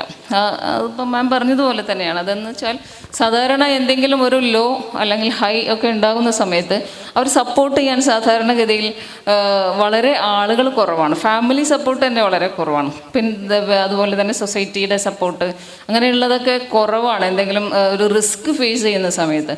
അപ്പോൾ ഇത് വുമൻ എന്ന് പറയുമ്പോൾ മൾട്ടി ടാസ്കിംഗ് ആയിട്ടുള്ള ആളുകളാണ്. സാധാരണ ഒരു മെൻ്റൽ കപ്പാസിറ്റി അല്ലെങ്കിൽ managerial capacity, actually managerial capacity of woman is highest than the men. Multi tasking ആണ് അവർ ചെയ്യുന്നത്. വീട്ടിലെ കാര്യങ്ങൾ നോക്കണം, മറ്റും ബിസിനസ് ചെയ്യണം, മറ്റു കാര്യങ്ങൾ ചെയ്യണം, കുട്ടികളുടെ കാര്യം നോക്കണം, സ്റ്റഡി, അങ്ങനെ ഒരുപാട് കാര്യങ്ങൾ. പ്രത്യേകിച്ചും ജോലി ചെയ്യുന്ന ലേഡീസ് ആണെങ്കിൽ പിന്നെ പറയുകയും വേണ്ട. അത്രത്തോളം മൾട്ടി ടാസ്കിംഗ് ഓറിയൻറ്റഡ് ആണ് ലേഡീസ്. അപ്പോൾ അവർക്ക് they can perform better than men in investment actually, but they didn't get the opportunities like men. അവർ സപ്പോർട്ട് ചെയ്യാൻ വേണ്ടുന്ന, പിന്നെ അതുപോലെ തന്നെ ഇപ്പോൾ നമ്മൾ ഹൈ പ്രൊഫൈലുള്ള ലേഡീസ് മാത്രമല്ല ശരിക്കും ആക്ച്വലി വരേണ്ടത്. ഈ ലോ പ്രൊഫൈലുള്ള അല്ലെങ്കിൽ കോമൺ ലെവലിലുള്ള ലേഡീസിന് ഒരുപാട് ഓപ്പർച്യൂണിറ്റി ഉണ്ട്. കാരണം ഇപ്പോൾ ഒരു ഏരിയ, ഇപ്പോൾ നമ്മുടെ മലപ്പുറം ജില്ലയൊക്കെ നോക്കുകയാണെങ്കിൽ, കേരളത്തെ തന്നെ നോക്കുകയാണെങ്കിൽ ഏരിയ ബേസ്ഡ് ആയിട്ടുള്ള ഒരുപാട് ഇൻവെസ്റ്റ്മെൻറ്റ് അതുപോലെ തന്നെ എൻ്റർപ്രണോറിയൽ ആക്ടിവിറ്റീസ് ആർ ദർ. ഇപ്പോൾ ലൊക്കേഷൻ ബേസ്ഡ് ആയിട്ടുള്ള, ഇപ്പോൾ ഫിഷർ വിമൻ ആണെങ്കിൽ അവർക്ക് അവരുടേതായിട്ടുള്ള പ്രോഡക്റ്റ് ഉണ്ടാക്കാനുള്ള ഒരുപാട് ചോയ്സ് അവിടെ ഉണ്ട്. പക്ഷേ they are not try to that. അതുപോലെ വേറെ ഏതെങ്കിലും അഗ്രികൾച്ചറൽ ലെവൽ ആക്ടിവിറ്റീസ് ചെയ്യുന്ന ഒരു ഏരിയയിലാണെങ്കിൽ അവിടെ അതിനുള്ള ഒരുപാട് ഓപ്പർച്യൂണിറ്റി ഉണ്ട്. സാധാരണ പ്രത്യേകിച്ചും കണ്ടുവരുന്നൊരു, നമ്മൾ ഈ ഡേറ്റ ഒക്കെ കളക്ട് ചെയ്യുമ്പോൾ കണ്ടുവരുന്നത് പ്രധാനമായിട്ടും ഈ ഇൻവെസ്റ്റ്മെൻറ്റ് കപ്പാസിറ്റി അല്ലെങ്കിൽ അതിനുള്ളൊരു ആറ്റിറ്റ്യൂഡ് വളരെ കുറവ് മുസ്ലിം കമ്മ്യൂണിറ്റിയിലാണ്. മുസ്ലിം കമ്മ്യൂണിറ്റിയിലെ ലേഡീസിലാണ് ഇത് ഏറ്റവും കുറവായിട്ട് കാണുന്നത്. അവരെക്കാൾ കൂടുതലായിട്ട് ക്രിസ്ത്യൻസും മറ്റുള്ള കമ്മ്യൂണിറ്റീസിലുള്ള ലേഡീസൊക്കെ കൂടുതലായിട്ട് ഇൻവെസ്റ്റ് ചെയ്യാൻ റെഡി ആവുന്നുണ്ട്. അവർക്ക് അതിനുള്ളൊരു കപ്പാസിറ്റി ഉള്ളതായിട്ട് കാണുന്നുണ്ട്. നമ്മൾ മാക്സിമം മറ്റു പല, ഞാൻ കുറ്റം പറയല്ല, പക്ഷേ നമ്മൾ കൂടുതലായിട്ട് അതിന് താല്പര്യമുള്ള അല്ലെങ്കിൽ താല്പര്യമില്ല, അതിന് കേപ്പബിളായിട്ടുള്ള ലേഡീസ് പോലും സാധാരണഗതിയിൽ എന്തിനിപ്പോൾ അൻവർ സാർ നേരത്തെ പറഞ്ഞു എന്തിന് റിസ്ക് എടുക്കണം എന്നുള്ളതാണ് ആറ്റിറ്റ്യൂഡ്. ഉള്ള ക്യാഷ് അല്ലെങ്കിൽ ഗോൾഡ് അങ്ങനെയുള്ള ഉണ്ടെങ്കിലൊക്കെ അവർ മറ്റുള്ളവർക്ക് സഹായിക്കുന്നത് തന്നെ എങ്ങനെയെങ്കിലും ഒരു ടേം ബേസ്ഡ് ആയിട്ട് എന്തെങ്കിലും റിട്ടേൺ കിട്ടുമോ എന്നുള്ളതാണ് അവരെപ്പോഴും അന്വേഷിക്കുക. ജെൻസ് ആയാലും ശരി, ലേഡീസ് ആയാലും ശരി. അപ്പോൾ നമ്മുടെ ഒരു പ്രത്യേകിച്ച് മലപ്പുറം ഈ കോഴിക്കോട് ബേസ്ഡ് ആയിട്ടുള്ള കോമൺ പീപ്പിളിൻ്റെ, സാധാരണ ബിലോ ആവറേജ് ആയിട്ടുള്ള ആളുകളുടെയൊക്കെ ഒരു ആറ്റിറ്റ്യൂഡ് എന്ന് കാണുന്നത് അവരുടെ ഇൻവെസ്റ്റ്മെൻറ്റ് ഡെഡ്ലി ഇൻവെസ്റ്റ് ആയിട്ടാണ് കാണുന്നത്. സാധാരണക്കാർ നമ്മൾ പറയും ഉള്ള വീട് വിറ്റ് വിസ ഉണ്ടാക്കി ഗൾഫിൽ പോവുകയും ഗൾഫിൽ നിന്ന് അധ്വാനിച്ച് വീണ്ടും വീടുണ്ടാക്കാൻ ശ്രമിക്കുന്ന ആളുകളാണ് സാധാരണക്കാർ. അവർ ഉള്ള വീട് വിറ്റിട്ടാണ് എങ്ങനെയെങ്കിലും ഗൾഫിൽ പോകുന്നത് ജോലിക്കാണ്. പക്ഷെ അവിടെ നിന്ന് പോയിട്ട് അവരുടെ അധ്വാനത്തിൻ്റെ മുഴുവൻ പങ്കും അവർ ചെയ്യുന്നത് ഒരു ഡെഡ്ലി ഇൻവെസ്റ്റ്മെൻറ്റാണ്. ഇതിൻ്റെ ബാക്ക് സപ്പോർട്ട് കൊടുക്കുന്നത് ലേഡീസാണോ എന്ന് തോന്നിപ്പോവാറുണ്ട്. മറ്റുള്ളവരെ അനുകരിക്കുക, ഇമിറ്റേറ്റ് ചെയ്യുക. അപ്പം അങ്ങനെ വരുമ്പോൾ ഒരു പ്രൊഡക്റ്റീവായിട്ടുള്ള ആക്ടിവിറ്റീസ് നമ്മുടെ ലേഡീസിൽ നിന്ന് ഉണ്ടാകുന്നില്ല എന്നുള്ളത് തന്നെയാണ് നമുക്ക് മനസ്സിലാകുന്നത്. അത്തരത്തിലുള്ള ഒരു ക്രിയേറ്റീവ് അവയർനെസ് പ്രത്യേകിച്ചും മുസ്ലിം കമ്മ്യൂണിറ്റിയിൽ there is A lack of awareness. അപ്പോൾ അത്തരത്തിലുള്ള അവയർനെസ് ഇതുപോലെയുള്ള ഗ്രൂപ്പുകൾ, മുസ്ലിം ബേസ്ഡ് ആയിട്ടുള്ള ഗ്രൂപ്പുകൾ നടത്തിയേ പറ്റൂ. എന്നാലേ നമുക്ക് പ്രൊഡക്റ്റീവായിട്ടുള്ള ആക്ടിവിറ്റീസിൽ നമ്മുടെ കോമൺ ലേഡീസിന് കോപ്പറേറ്റ് ചെയ്യാൻ പറ്റുകയുള്ളൂ എന്നുള്ളതാണ് അതിനോട് എനിക്ക് പറയാനുള്ളത്. Thank you. Right, thank you ma'am. ഞാൻ നോട്ടീസ് ചെയ്ത ഒരു കാര്യം, ലൈക്ക് മാം ലോ പ്രൊഫൈൽ ആൾക്കാരെ പറ്റി പറഞ്ഞു. So during the time of demonetization, we all saw that from so many places women had a lot of cash in hand. So that is something that I think all the families can learn and we should apply. That is, focus on better savings rate, and also we women, the general studies say that we have a higher expectancy rate. So അത് consider ചെയ്തിട്ട് നമ്മളെപ്പോഴും invest ചെയ്യുമ്പം long term ആയിട്ട് വിത്ത് higher B preferably even if it is low risk. That is what we should focus on, and definitely adinu vendite we should improve our financial literacy. So moving on to the next question.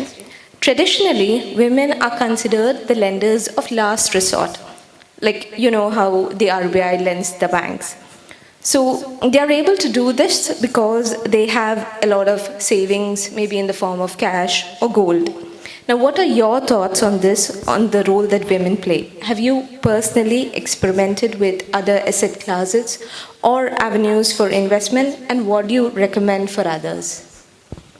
Yes, നമ്മൾ ഈ മണി അല്ലെങ്കിൽ fund ഒരുപാട് collect ചെയ്ത് വെക്കുന്ന ഒരു മനോഭാവം സ്ത്രീകളിലാണ് ഏറ്റവും കൂടുതൽ കണ്ടുവരുന്നത്. അത് പുരുഷന്മാരിൽ വളരെ കുറവാണ്. പുരുഷന്മാരിൽ മണി ഇങ്ങനെ കുറച്ച് കളക്ട് ആകുമ്പോൾ തന്നെ അവർക്ക് ഇനഫായിട്ട് തോന്നി അവരത് റോൾ ചെയ്യും, വേറെ ഇൻവെസ്റ്റ് ചെയ്യും, വേറെ ബിസിനസ് ചെയ്യുകയൊക്കെ ചെയ്യും. പക്ഷേ സ്ത്രീകളുടെ കോൺഫിഡൻസ് ഫുള്ള് ആ മണി കളക്ട് ചെയ്ത് വെക്കുന്നതില്ല. അപ്പം അതൊരു ഷോർട്ട് ടേം ഇൻവെസ്റ്റ്മെൻറ്റ് ഗോളായിട്ട് വേണമെങ്കിൽ നമുക്ക് പറയാം. പക്ഷേ നമുക്ക് ശരിക്കും വേണ്ടത് ഒരു ലോങ് ടേം ഇൻവെസ്റ്റ്മെൻറ്റ് ഗോളാണ് വേണ്ടത്. കാരണം നമ്മൾ ഏജ് കുറഞ്ഞ സമയത്ത് നമുക്ക് ഹെൽത്ത് ഉണ്ട്, ക്യാഷ് ഉണ്ട്, എല്ലാം ഉണ്ട്. പക്ഷേ ഓൾഡ് ഏജിൻ്റെ ടൈമിൽ നമുക്ക് നമ്മുടെ ലൈഫ് സ്മൂത്തായിട്ട് റൺ ചെയ്യണമെങ്കിൽ നമുക്ക് ഫണ്ട് അല്ലെങ്കിൽ ക്യാഷ് തന്നെ ആവശ്യമായിട്ട് വരും. ആ സമയത്തിന് വേണ്ടി നമ്മളിപ്പോഴേ അത് സേവ് ചെയ്ത് വെക്കുക എന്നുള്ളത് വിമണിനെ പോലെ തന്നെ മെന്നിനും അത്യാവശ്യമാണ്. പക്ഷേ എന്നാലും ഏറ്റവും കൂടുതൽ ആവശ്യം വിമണിന് തന്നെയാണ്. അപ്പം അതിലേക്ക് വേണ്ടിയിട്ട് ഉള്ള ഒരു എഡ്യൂക്കേഷൻ വിമണിന് കൊടുക്കുക എന്നുള്ളത് അത്യാവശ്യമുള്ള കാര്യമാണ്. ഇപ്പോൾ വിമൺ ഇപ്പോൾ സേവ് ചെയ്ത് വെക്കുന്ന എമൗണ്ട് അവരോർക്കും. ഇപ്പം ഫോർ എക്സാമ്പിൾ അവരുടെ കയ്യിൽ ഒരു കൊല്ലമായിട്ട് കുറച്ച് കാശുണ്ട്. ഒരു കൊല്ലം കഴിയുമ്പോഴായിരിക്കും അവരത് ഫാമിലിക്ക് വേണ്ടി എന്തെങ്കിലും ഒരു ഫിനാൻഷ്യൽ ക്രൈസിസ് വരുമ്പോഴത്തേനും കൊടുക്കുന്നത്. പക്ഷേ ആ ഒരു കൊല്ലം അവരുടെ കയ്യിലിരിക്കുന്ന ക്യാഷ് ഗ്രോത്ത് ഒന്നും ഉണ്ടാകുന്നില്ല, ഡെഡ് മണി ആയിട്ടായിരിക്കുന്നത്. അപ്പോൾ നമുക്ക് ചെയ്യാൻ പറ്റുന്നത് ആ ഒരു കൊല്ലം കൊണ്ട് ആ മണീനെ ഏതെങ്കിലും പ്രോപ്പറായിട്ടുള്ള ഒരു ഇൻവെസ്റ്റ്മെൻറ്റ് സ്കീമിലോട്ട് മീൻസ് ഹലാലായിട്ടുള്ള ഇൻവെസ്റ്റ്മെൻറ്റ് സ്കീമിലോട്ട് ഇൻവെസ്റ്റ് ചെയ്യുകയും അതിൽ നിന്ന് നമുക്ക് റിട്ടേൺസ് കിട്ടുകയും ചെയ്താൽ വളരെ നല്ലതാണ്. അത് മാത്രമല്ല, ആ നമ്മുടെ കയ്യിലിരിക്കുന്ന ഡെഡ് മണി വേറെ ആൾക്കാർക്ക് ഉപകാരപ്പെടുവാണെങ്കിൽ അത് അതിലും നല്ലതാണ്. പ്രത്യേകിച്ച് ഇസ്ലാമിക് കമ്മ്യൂണിറ്റിക്കാണെങ്കിൽ അത് വളരെ നല്ലതാണ്. അപ്പം അങ്ങനെ വേണം ചിന്തിക്കാൻ. ഇത് കണ്ടു വേണം നമ്മുടെ കുട്ടികളും വളർന്നു വരാൻ. ഈ ഒരു ഓപ്ഷനാണ് ഞാൻ പറയുന്നത്, ഇൻവെസ്റ്റിംഗ്. ഓക്കെ, സാധാരണഗതിയിൽ woman are the last resort എന്ന് പറയാറുണ്ട്. സാധാരണ വീട്ടിലെ തന്നെ നമ്മുടെ ബജറ്റ് പ്ലാനർ ആക്ച്വലി വുമൺ ആണ്. അതുപോലെ തന്നെ ഒരു മെന്നെ സംബന്ധിച്ചിടത്തോളം അല്ലെങ്കിൽ വീട്ടിനെ സംബന്ധിച്ചിടത്തോളം നോക്കുകയാണെങ്കിൽ കൂടുതൽ അസറ്റ് ഹോൾഡർ എന്ന് പറയുന്നത് നോർമൽ ലെവലിൽ അസറ്റ് ഹോൾഡർ എന്ന് പറയുന്നത് ലേഡീസ് തന്നെയാണ്. കാരണം അവരുടെ കയ്യിൽ കുറേ ഗോൾഡ് ഉണ്ടാവും, നീക്കിയിരിപ്പായിട്ടുള്ള സേവിങ്സൊക്കെ ഉണ്ടാകും. പക്ഷെ നമ്മൾ ഇതൊന്നും മാം പറഞ്ഞതുപോലെ ഇതൊന്നും നമ്മുടെ ക്രിയേറ്റീവായിട്ടുള്ള അല്ലെങ്കിൽ പ്രൊഡക്റ്റീവായിട്ടുള്ള പർപ്പസിന് വേണ്ടിയിട്ട് പ്രൊഡക്റ്റീവ് ആക്ടിവിറ്റീസിന് വേണ്ടിയിട്ട് മൂവ് ചെയ്യുന്നില്ല എന്നുള്ളതാണ്. ഡെഡ്ലി ആയിട്ട് ഒരു ഡെഡ് ഇൻവെസ്റ്റ്മെൻ്റ് ആയിട്ടാണ് പോകുന്നത്. ഇനി എന്തെങ്കിലും ഒരു ആവശ്യം വരുമ്പോൾ തന്നെ അത് നമ്മുടെ ഫാമിലി മെമ്പേഴ്സിനാണ് നമ്മളെ ഹെൽപ്പ് ചെയ്യുന്നത്. സാധാരണ ഇപ്പോൾ എത്ര അസറ്റ് ഉണ്ടെങ്കിൽ പോലും ആനയ്ക്ക് സ്വന്തം മനയുടെ വില അറിയില്ല എന്ന് പറയുന്നത്, വലുപ്പം അറിയില്ല എന്നത് പറഞ്ഞതുപോലെ തന്നെ ലേഡീസിൻ്റെ കയ്യിലുള്ളത് അസറ്റ് എത്രത്തോളമാണ്, അതിനെ കൊണ്ട് എന്ത് ചെയ്യാൻ പറ്റും, ഭാവിയിൽ എനിക്കും കുട്ടികൾക്കും കുടുംബത്തിനും എന്താണ് അതിൽ നിന്ന് റിട്ടേൺ ഉണ്ടാവുക എന്നുള്ളതിനെ പറ്റി they are not bothered about it. But actually എത്ര സമ്പത്തുണ്ടെങ്കിലും അല്ലെങ്കിൽ എത്ര ഗോൾഡ് ഉണ്ടെങ്കിലും പോലും ആ ഒരു ലേഡിയുടെ ഒരു നോർമൽ, പ്രത്യേകിച്ച് മുസ്ലിം കമ്മ്യൂണിറ്റിയിലെ ഒരു ലേഡിയുടെ എല്ലാ കാര്യങ്ങളും ഫിനാൻഷ്യൽ ആക്ടിവിറ്റീസ് അല്ലെങ്കിൽ ഫുള്ളി ഡിപ്പെൻഡഡ് ഓൺ മെൻ എന്നുള്ളതാണ് നമ്മൾ കണ്ടുവരുന്ന. പ്രത്യേകിച്ചും ഇനിയിപ്പോൾ സാലറീഡ് ആയിട്ടുള്ള വുമൺ ആണെങ്കിൽ പോലും financial freedom they are not used at all. അപ്പോൾ എന്തുകൊണ്ടാണെന്ന് ചോദിച്ചാൽ പക്ഷേ എല്ലാ ഭർത്താക്കന്മാരും എല്ലാ ബ്രദേഴ്സോ ഫാദേഴ്സോ ഒന്നും അവരോട് ഫ്രീഡം എടുക്കണ്ടെന്ന് പറഞ്ഞിട്ടൊന്നും ആവില്ല. പക്ഷേ അവർ they are not ready to it. അതുകൊണ്ട് തന്നെ അവരെപ്പോഴും ഫിനാൻഷ്യൽ ആക്ടിവിറ്റീസിന് ഡിപ്പെൻഡ് ചെയ്യുന്നത് അവരുടെ മെയിൽ കൗണ്ടർ പാർട്ടിനെ ആയിരിക്കും മിക്കവാറും ചെയ്യുന്നത്. ഇപ്പം നമ്മൾ ആലോചിക്കേണ്ട ഒരു കാര്യം, ഇപ്പം നമ്മൾ ഫിനാൻഷ്യൽ ആക്ടിവിറ്റീസിന് വേണ്ടിയിട്ട് കുട്ടികളുടേതാവട്ടെ ഫാമിലിയുടെ കാര്യത്തിനാവട്ടെ ഡിപ്പെൻഡ് ചെയ്യുന്ന ഒരാൾ, may be it may husband or father or brother ആരെങ്കിലും ഒക്കെ, ഈ ആൾക്ക് എന്തും സംഭവിക്കുക എന്നുള്ളതാണ്. പെട്ടെന്ന് ഈ ആൾ മരിച്ചു പോയി കഴിഞ്ഞാൽ, ഈ ലേഡി ഡിപ്പെൻഡ് ചെയ്യുന്ന ഒരാൾ മരിച്ചു പോയി കഴിഞ്ഞാൽ വല്ലാത്തൊരു അർത്ഥശൂന്യതയാണ് ഓരോ ലേഡീസും ഫേസ് ചെയ്യേണ്ടി വരുന്നത് ആക്ച്വലി. പിന്നെ അവർക്ക് അറിയുന്നില്ല വാട്ട് വിൽ ഡു, കുട്ടികളുടെ കാര്യം എന്തായിരിക്കും, ഫ്യൂച്ചർ എന്തായിരിക്കും, അവരുടെ എഡ്യൂക്കേഷൻ എന്തായിരിക്കും, എങ്ങനെയാണ് ഹൗസ് ഹോൾഡ് മാനേജ് ചെയ്യുന്നത് എന്നുള്ള കാര്യത്തിനെ പറ്റിയൊന്നും അവർക്കറിയില്ല. കാരണം they are not the part of these types of the financial activities in the home. Actually ഇങ്ങനെയുള്ള ഈ മ്യൂച്വൽ ഇൻവെസ്റ്റ്മെൻറ്റ്, അങ്ങനെയുള്ള സ്മോൾ ഇൻവെസ്റ്റ്മെൻറ്റ് റെഹ്ബാറിൻ്റെ നല്ലൊരു എക്സാമ്പിൾസാണ് ചൂണ്ടിക്കാട്ടിയത്. അതുപോലെയുള്ള ഈ വിവിധ തരത്തിലുള്ള ഇൻവെസ്റ്റ്മെൻറ്റിലൂടെ, ലോങ് ടേം ഇൻവെസ്റ്റ്മെൻറ്റിലൂടെ, അല്ലെങ്കിൽ യഥാർത്ഥത്തിൽ ഈ ഫിനാൻഷ്യൽ ലിറ്ററസി ഉള്ള മെയിൽ അല്ലെങ്കിൽ ബോധമുള്ള ആണുങ്ങൾ സ്ത്രീകളെ അതിന് പ്രാപ്തരാക്കണം എന്നുള്ളതാണ് എനിക്ക് പറയാനുള്ളത്. എൻ്റെ അഭാവത്തിൽ നമ്മൾ ആരും എറ്റേണൽ അല്ല എന്നുള്ള കാര്യം ഉറപ്പാണ്. ഭാര്യയും ഭർത്താവും ഒക്കെ മരിച്ചു പോകാം. പക്ഷെ എന്നാൽ പോലും ഈ മെയിനായിട്ട് ഡിപ്പെൻഡ് ചെയ്യുന്ന ഒരു ആളുടെ അഭാവം ഉണ്ടാകുമ്പോൾ, പെട്ടെന്നൊരു അഭാവത്തിൽ ഈ ലേഡി എങ്ങനെയാണ് ഫിനാൻഷ്യൽ ക്രൈസിസിനെ ഓവർകം ചെയ്യുക എന്നുള്ളത്, അതിന് അവരെ പ്രാപ്തരാക്കണം എന്നുള്ളതാണ്. ലോങ് ടേമിലൊക്കെ ആയിട്ട് തിരിച്ചു കിട്ടുന്ന റിട്ടേൺസ്, പ്രത്യേകിച്ചും അവർക്ക് ഹൈ റിസ്ക് എടുക്കാൻ പറ്റാത്ത പല ആളുകളുണ്ടായിരിക്കും. അങ്ങനെയുള്ള ആളുകൾക്ക് ലോങ് ടേമിൽ എങ്ങനെ ലെസ് റിസ്ക് ആയിട്ടുള്ള റിട്ടേൺസ് അവർക്ക് കിട്ടുകയും അതുപോലെ തന്നെ അവരുടെ ഫിനാൻഷ്യൽ ക്രൈസിസ് അല്ലെങ്കിൽ ഫിനാൻഷ്യൽ നീഡ്സ് എങ്ങനെ ഓവർകം ചെയ്യാൻ പറ്റും അല്ലെങ്കിൽ എങ്ങനെ ഡീൽ ചെയ്യാൻ പറ്റും എന്നുള്ളതിനെ പറ്റിയിട്ടും സാധാരണഗതിയിൽ നമ്മുടെ ആവറേജ് ലേഡീസ് ബോധേഡായിരിക്കണം എന്നുള്ളതും, ഇത്തരത്തിലുള്ള ഇൻവെസ്റ്റ്മെൻറ്റ് ആക്ടിവിറ്റീസിൽ പ്രത്യേകിച്ചും ഇസ്ലാമിക് ബേസ്ഡ് ആയിട്ടുള്ള ഇൻട്രസ്റ്റ് ഫ്രീ ആയിട്ടുള്ള ഇത്തരത്തിലുള്ള ഓൺട്രപ്രണോറിയൽ ആക്ടിവിറ്റീസിൽ ഇൻവോൾവ്ഡ് ആകണം എന്നുള്ളതാണ് എനിക്ക് പറയാനുള്ളത്. നമ്മൾ പറയും എക്കണോമിക്സ്റ്റുകളൊക്കെ പറയുന്നത് എല്ലാ ഫിനാൻഷ്യൽ പ്രോബ്ലത്തിൻ്റെയും റെമഡി എന്ന് പറയുന്നത് ഓൺട്രപ്രണോറിയൽ ആക്ടിവിറ്റീസ് ആണെന്ന് പറയും. ഒരു സാലറി ബേസ്ഡ് ആണെങ്കിലും മറ്റെന്താണെങ്കിൽ പോലും ഈ ഓൺട്രപ്രണോറിയൽ സ്മോളായിട്ടായാലും ലാർജ് മീഡിയം ഏത് ലെവലിലായാലും ഓൺട്രപ്രണോറിയൽ ആക്ടിവിറ്റീസ് എന്ന് പറയുന്നത് നമ്മുടെ ഒരാൾ ഇൻവെസ്റ്റ് ചെയ്യുക എന്ന് പറയുന്നത്, അപ്പോൾ ഈ ഇങ്ങനെയുള്ള ഇൻവെസ്റ്റ്മെൻറ്റ് സ്കീമുകളല്ലെങ്കിൽ പോലും മറ്റുള്ള ഒരു നോർമൽ SMEs ഒക്കെ ആണെങ്കിലും സ്മോൾ ബിസിനസ് ചെയ്യുന്ന ആളാണെങ്കിൽ പോലും അയാൾക്ക് അയാളുടെ ബിസിനസ് മാത്രമല്ല, അയാൾക്ക് ജോലി ഉണ്ടാവുക എന്നുള്ളത് മാത്രമല്ല, അയാളുടെ അണ്ടറിൽ കുറേ ആൾക്കാർക്ക് ജോലി കൊടുക്കാൻ പറ്റും എന്നുള്ളത് കൂടിയാണ് അതിൻ്റെ മറ്റൊരു പ്രത്യേകത. അപ്പോൾ ഇങ്ങനെയുള്ള ഇത്തരത്തിലുള്ള ഫിനാൻഷ്യൽ അവെയർനെസ് അല്ലെങ്കിൽ ആക്ടിവിറ്റീസിൽ ഏറ്റവും ചെറിയ പ്രായത്തിൽ തന്നെ ഓരോ ലേഡീസും പാർട്ടിസിപ്പേറ്റ് ചെയ്യണം എന്നുള്ളതാണ് ഞാനതിൽ കണ്ടെത്തിയത്. Right. So I think the key takeaway that we can learn is that, idle savings is a workshop for financial disaster. So our understanding is how we should go ahead with our investments and choose what's best for you and your family. Moving to the next topic. When it comes to savings and investment, most people, both men and women, they generally operate in a herd mentality, what we spoke about earlier. So we have seen that this has led to even, many falling into different Ponzi schemes. So what is your advice to protect oneself and grow wealth? എല്ലാ ആസ്പെക്റ്റിലും ഒരു heard mentality അതിനൊപ്പം പോവുക എന്നുള്ളത് common ആണ്. അപ്പം ഇവിടെ എന്താ സംഭവിക്കുന്നതെന്ന് വെച്ചാൽ, ഫിനാൻസിൻ്റെ കേസിൽ ഇപ്പം ആർക്കേലും എന്തേലും ഒരു ഇൻവെസ്റ്റ് ചെയ്തിട്ടൊരു നെഗറ്റീവ് ഇമ്പാക്റ്റ് അല്ലെങ്കിൽ നെഗറ്റീവ് ഇഫക്റ്റ് ഉണ്ടായിക്കഴിഞ്ഞാൽ അതിനെ അങ്ങ് ജനറലൈസ് ചെയ്തിട്ട് ഓക്കെ ഇൻവെസ്റ്റ് ചെയ്യുവാണെങ്കിൽ ഇതായിരിക്കും അതിൻ്റെ ആഫ്റ്റർ ഇഫക്റ്റ് എന്ന് പറഞ്ഞ് ഒരു കൺക്ലൂഷനിലോട്ട് എത്തും. അത് തന്നെയാണ് പോസിറ്റീവ് കേസിലും. ഇപ്പോൾ ഒരുപാട് റിട്ടേൺസ് കിട്ടുന്നുണ്ട് എന്ന് കണ്ടാലും അവിടെ ചെന്നിട്ട് വേഗം ചെന്ന് ഇൻവെസ്റ്റ് ചെയ്യും. അതിൻ്റെ ജെന്യൂനിറ്റി ഒന്നും നോക്കാതെ ഇൻവെസ്റ്റ് ചെയ്യും. ഇപ്പോൾ നമ്മൾ എക്സ്പെക്ട് ചെയ്യുന്നതൊക്കെ ഒരുപാട് റിട്ടേൺസ് കിട്ടുമെന്നായിരിക്കും, പക്ഷേ അതിൻ്റെ ഓപ്പോസിറ്റ് ഇഫക്റ്റ് ആയിരിക്കും നമുക്ക് കിട്ടാൻ പോകുന്നത്. അപ്പോൾ ഇവിടെയൊക്കെ പ്രോപ്പർ അനാലിസിസും സ്റ്റഡിയും ചെയ്യാതെ ചെയ്യുന്നത് കൊണ്ടാണ്, ചുമ്മാ വെറുതെ ഒരു കൺക്ലൂഷനിലെത്താതെ നമ്മൾ ശരിക്കും അതിനെപ്പറ്റി പഠിച്ചിട്ട് ചെയ്താൽ തീർച്ചയായിട്ടും നമുക്ക് പോസിറ്റീവ് ഇഫക്റ്റ് തന്നെയായിരിക്കും കിട്ടുന്നത്. അപ്പം അതിനൊരു അവെയർനെസ് ക്ലാസ് എല്ലാ സ്ത്രീകൾക്കും കൊടുക്കേണ്ടത് വളരെ അത്യാവശ്യമാണ്. ഇപ്പം നമ്മുടെ കയ്യിൽ കുറച്ച് കാശുണ്ടെങ്കിൽ സ്ത്രീകൾ കുറച്ച് പേർക്ക് ഒരു സേവിങ് മെൻറ്റാലിറ്റി ഉണ്ടെങ്കിലും കൂടുതൽ പേർക്കും പിന്നെ അതിനെ ഒരു വോണ്ട് എന്നുള്ള സാധനം, ഇപ്പം നീഡും വോണ്ടും ഉണ്ടല്ലോ, അതിനകത്ത് വോണ്ട് കൂടുതലായിട്ട് മേടിക്കാനായിട്ട് ശ്രമിക്കും. അപ്പം അത് തന്നെയാണ് കുട്ടികളും വളരുന്നത്. അവർക്കും നീഡിനൊപ്പം വോണ്ടിന് ആവശ്യം കൂടുതലാണ്. അപ്പം ഇൻവെസ്റ്റ്മെൻറ്റ് മെൻറ്റാലിറ്റിയുടെ ഇമ്പോർട്ടൻസും അതിൻ്റെ എഡ്യൂക്കേഷനും നമ്മൾ ഇൻവൈബ് ചെയ്യുന്നത് വഴി നമുക്ക് ഈ വോണ്ട് എന്നുള്ളത് കുറയ്ക്കാൻ കഴിയും. നീഡിലോട്ട് മാത്രം കോൺസെൻട്രേറ്റ് ചെയ്യാൻ കഴിയും. അതുവഴി ഇൻവെസ്റ്റ്മെൻറ്റിൻ്റെ ഒരു ഇൻട്രസ്റ്റ് നമുക്ക് കൂട്ടാനും കഴിയും. നമ്മുടെ സ്ത്രീകളിൽ കൂട്ടുന്നത് വഴി ഓട്ടോമാറ്റിക്കലി കുട്ടികളിലോട്ടും അത് ട്രാൻസ്ഫർ ആവും. അതുകൊണ്ട് തന്നെയാണ് സ്ത്രീകളെ backbone of the society എന്ന് പറയാൻ തന്നെ കാരണം. അപ്പം കുറച്ച് കാര്യങ്ങൾ ശ്രദ്ധിക്കാനുള്ളത് എന്താണെന്ന് വെച്ചാൽ, ഇപ്പം നമ്മളൊരു കമ്പനിയിലോട്ട് ഇൻവെസ്റ്റ് ചെയ്യാൻ തുടങ്ങുവാണെങ്കിൽ ആദ്യം അതിനെപ്പറ്റി complete in and out research ചെയ്യുക.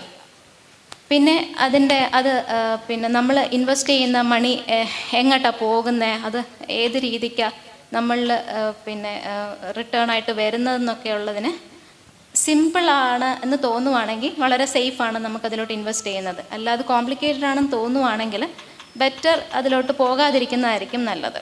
അതുപോലെ അതിന് ട്രാൻസ്പെറൻസി ഉണ്ടോ എന്ന് നോക്കുക, അത് ജെന്യൂനായിട്ട് രജിസ്റ്റർ ചെയ്തിട്ടുണ്ടോ, അതിന് പ്രോപ്പർ ലൈസൻസ് ഉണ്ടോ, അങ്ങനെയൊക്കെയുള്ള കാര്യങ്ങൾ വളരെ ശ്രദ്ധിച്ച് വേണം നമ്മൾ ഇൻവെസ്റ്റ് ചെയ്യാൻ. അത് മാത്രമല്ല, ഏതെങ്കിലും കമ്പനീസ് നമ്മളെ പുഷ് ചെയ്യുവാണ്, നിങ്ങളിപ്പോൾ ഇൻവെസ്റ്റ് ചെയ്യുവാണെങ്കിൽ ഇത്രയും ബെനിഫിറ്റ് കൂടുതലാണ് എന്ന് പറഞ്ഞ് പുഷ് ചെയ്യുവാണെങ്കിൽ ബെറ്റർ അതിൻ്റെ പുറകെ പോകാതിരിക്കുന്നതായിരിക്കും നല്ലത്. അതുപോലെ തന്നെ ഇപ്പോൾ ഏതെങ്കിലും കമ്പനീസ് നമുക്ക് ഒരുപാട് ഓഫർ ചെയ്യുവാണ് വിത്ത് നോ റിസ്ക് അല്ലെങ്കിൽ ലിമിറ്റഡ് റിസ്ക് വെച്ചിട്ട് ഒരുപാട് ഓഫർ ചെയ്യുവാണെങ്കിലും അവിടെയും ഒരു ട്രാപ്പ് ഉണ്ടെന്ന് മനസ്സിലാക്കാം. അപ്പം ഇതെല്ലാം അനലൈസ് ചെയ്തതിന് ശേഷം നമ്മൾ ഒരു നല്ലൊരു അഡ്വൈസ്, ഒരു ഫിനാൻസ് അഡ്വൈസറിൻ്റെ കയ്യിൽ നിന്ന് ഒരു അഡ്വൈസ് തേടുക. പിന്നെ ഇതിനെല്ലാം ഉപരി ഇതെല്ലാം കേട്ട് കഴിയുമ്പോൾ നമുക്കൊരു ഇൻസൈറ്റ് ഉണ്ടാവും. അതിനെ നമ്മൾ തള്ളിക്കളയരുത്, അത് വളരെ ഇമ്പോർട്ടൻ്റ് ആണ് ആ ഇൻസൈറ്റ്. അത് വെച്ചിട്ട് വേണം നമ്മളതിന് ഡിസൈഡ് ചെയ്യാൻ ഇവിടെ ഇൻവെസ്റ്റ് ചെയ്യണോ വേണ്ടയോ എന്നുള്ളത്. അതിനൊക്കെ പുറമെ ഇതിനെ നമ്മൾ ഫ്രീക്വൻ്റ് ആയിട്ട് അനലൈസ് ചെയ്തുകൊണ്ടിരിക്കണം. നമ്മുടെ നാട്ടിൽ നടക്കുന്ന ഇൻവെസ്റ്റ്മെൻറ്റ് സ്കീംസിനെ കുറിച്ചും പിന്നെ നമ്മൾ ഇൻവെസ്റ്റ് ചെയ്തിട്ടുണ്ടെങ്കിൽ അതിനെ നമ്മൾ ഫോളോ അപ്പ് ചെയ്തുകൊണ്ടിരിക്കുക. പിന്നെ ഇതെല്ലാം കൂടെ ഒരുമിച്ച് ഇൻവെസ്റ്റ് ചെയ്യാതെ സ്പ്ലിറ്റ് ചെയ്ത് ഇൻവെസ്റ്റ് ചെയ്താൽ കുറച്ചും കൂടെ നല്ലതായിരിക്കും. ഇത്തരം കാര്യങ്ങൾ മനസ്സിലാക്കുന്നത് വഴി പ്രോപ്പറായിട്ട് നമുക്ക് നമ്മുടെ വെൽത്ത് ഹാൻഡിൽ ചെയ്യാൻ സാധിക്കും. ഇൻഷാ അല്ലാഹ്. ഹെഡ് മെൻറ്റാലിറ്റിയാണ് ഇവിടെ പ്രധാനമായിട്ടും പറഞ്ഞിട്ട്. ഹെഡ് മെൻറ്റാലിറ്റി എന്ന് പറഞ്ഞാൽ നമ്മളെ നയിക്കുന്നവരുടെ കൂടെ ഇങ്ങനെ ബ്ലൈൻഡായിട്ട് പുറകെ പോവുക എന്നുള്ളതാണ്.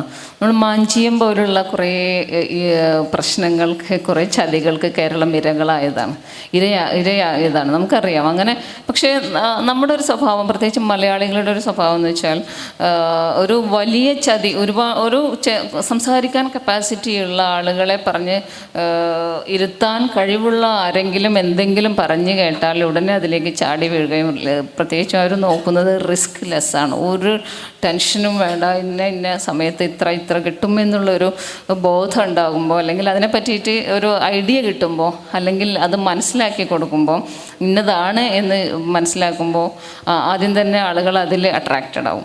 ദെൻ ആദ്യം പിന്നെ കുറച്ച് മാസത്തേക്ക് വലിയ അവർ പറഞ്ഞിട്ടുള്ള ആ വലിയ return, it may be interest, ചിലപ്പോൾ പലിശയായിരിക്കും മിക്കവാറും അത്തരം കേസുകളിലൊക്കെ കാണുന്നത്.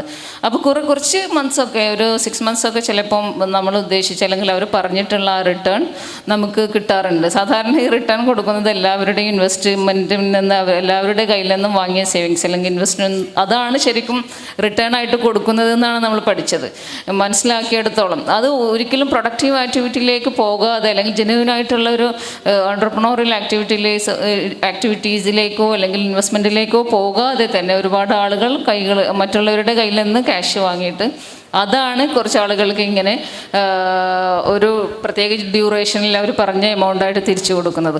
അത് കഴിഞ്ഞാൽ പിന്നെ ഏകദേശം മനസ്സിലാവും നമ്മൾ ഉദ്ദേശിച്ച പൈസ കിട്ടുന്നില്ല എന്നുള്ളതും.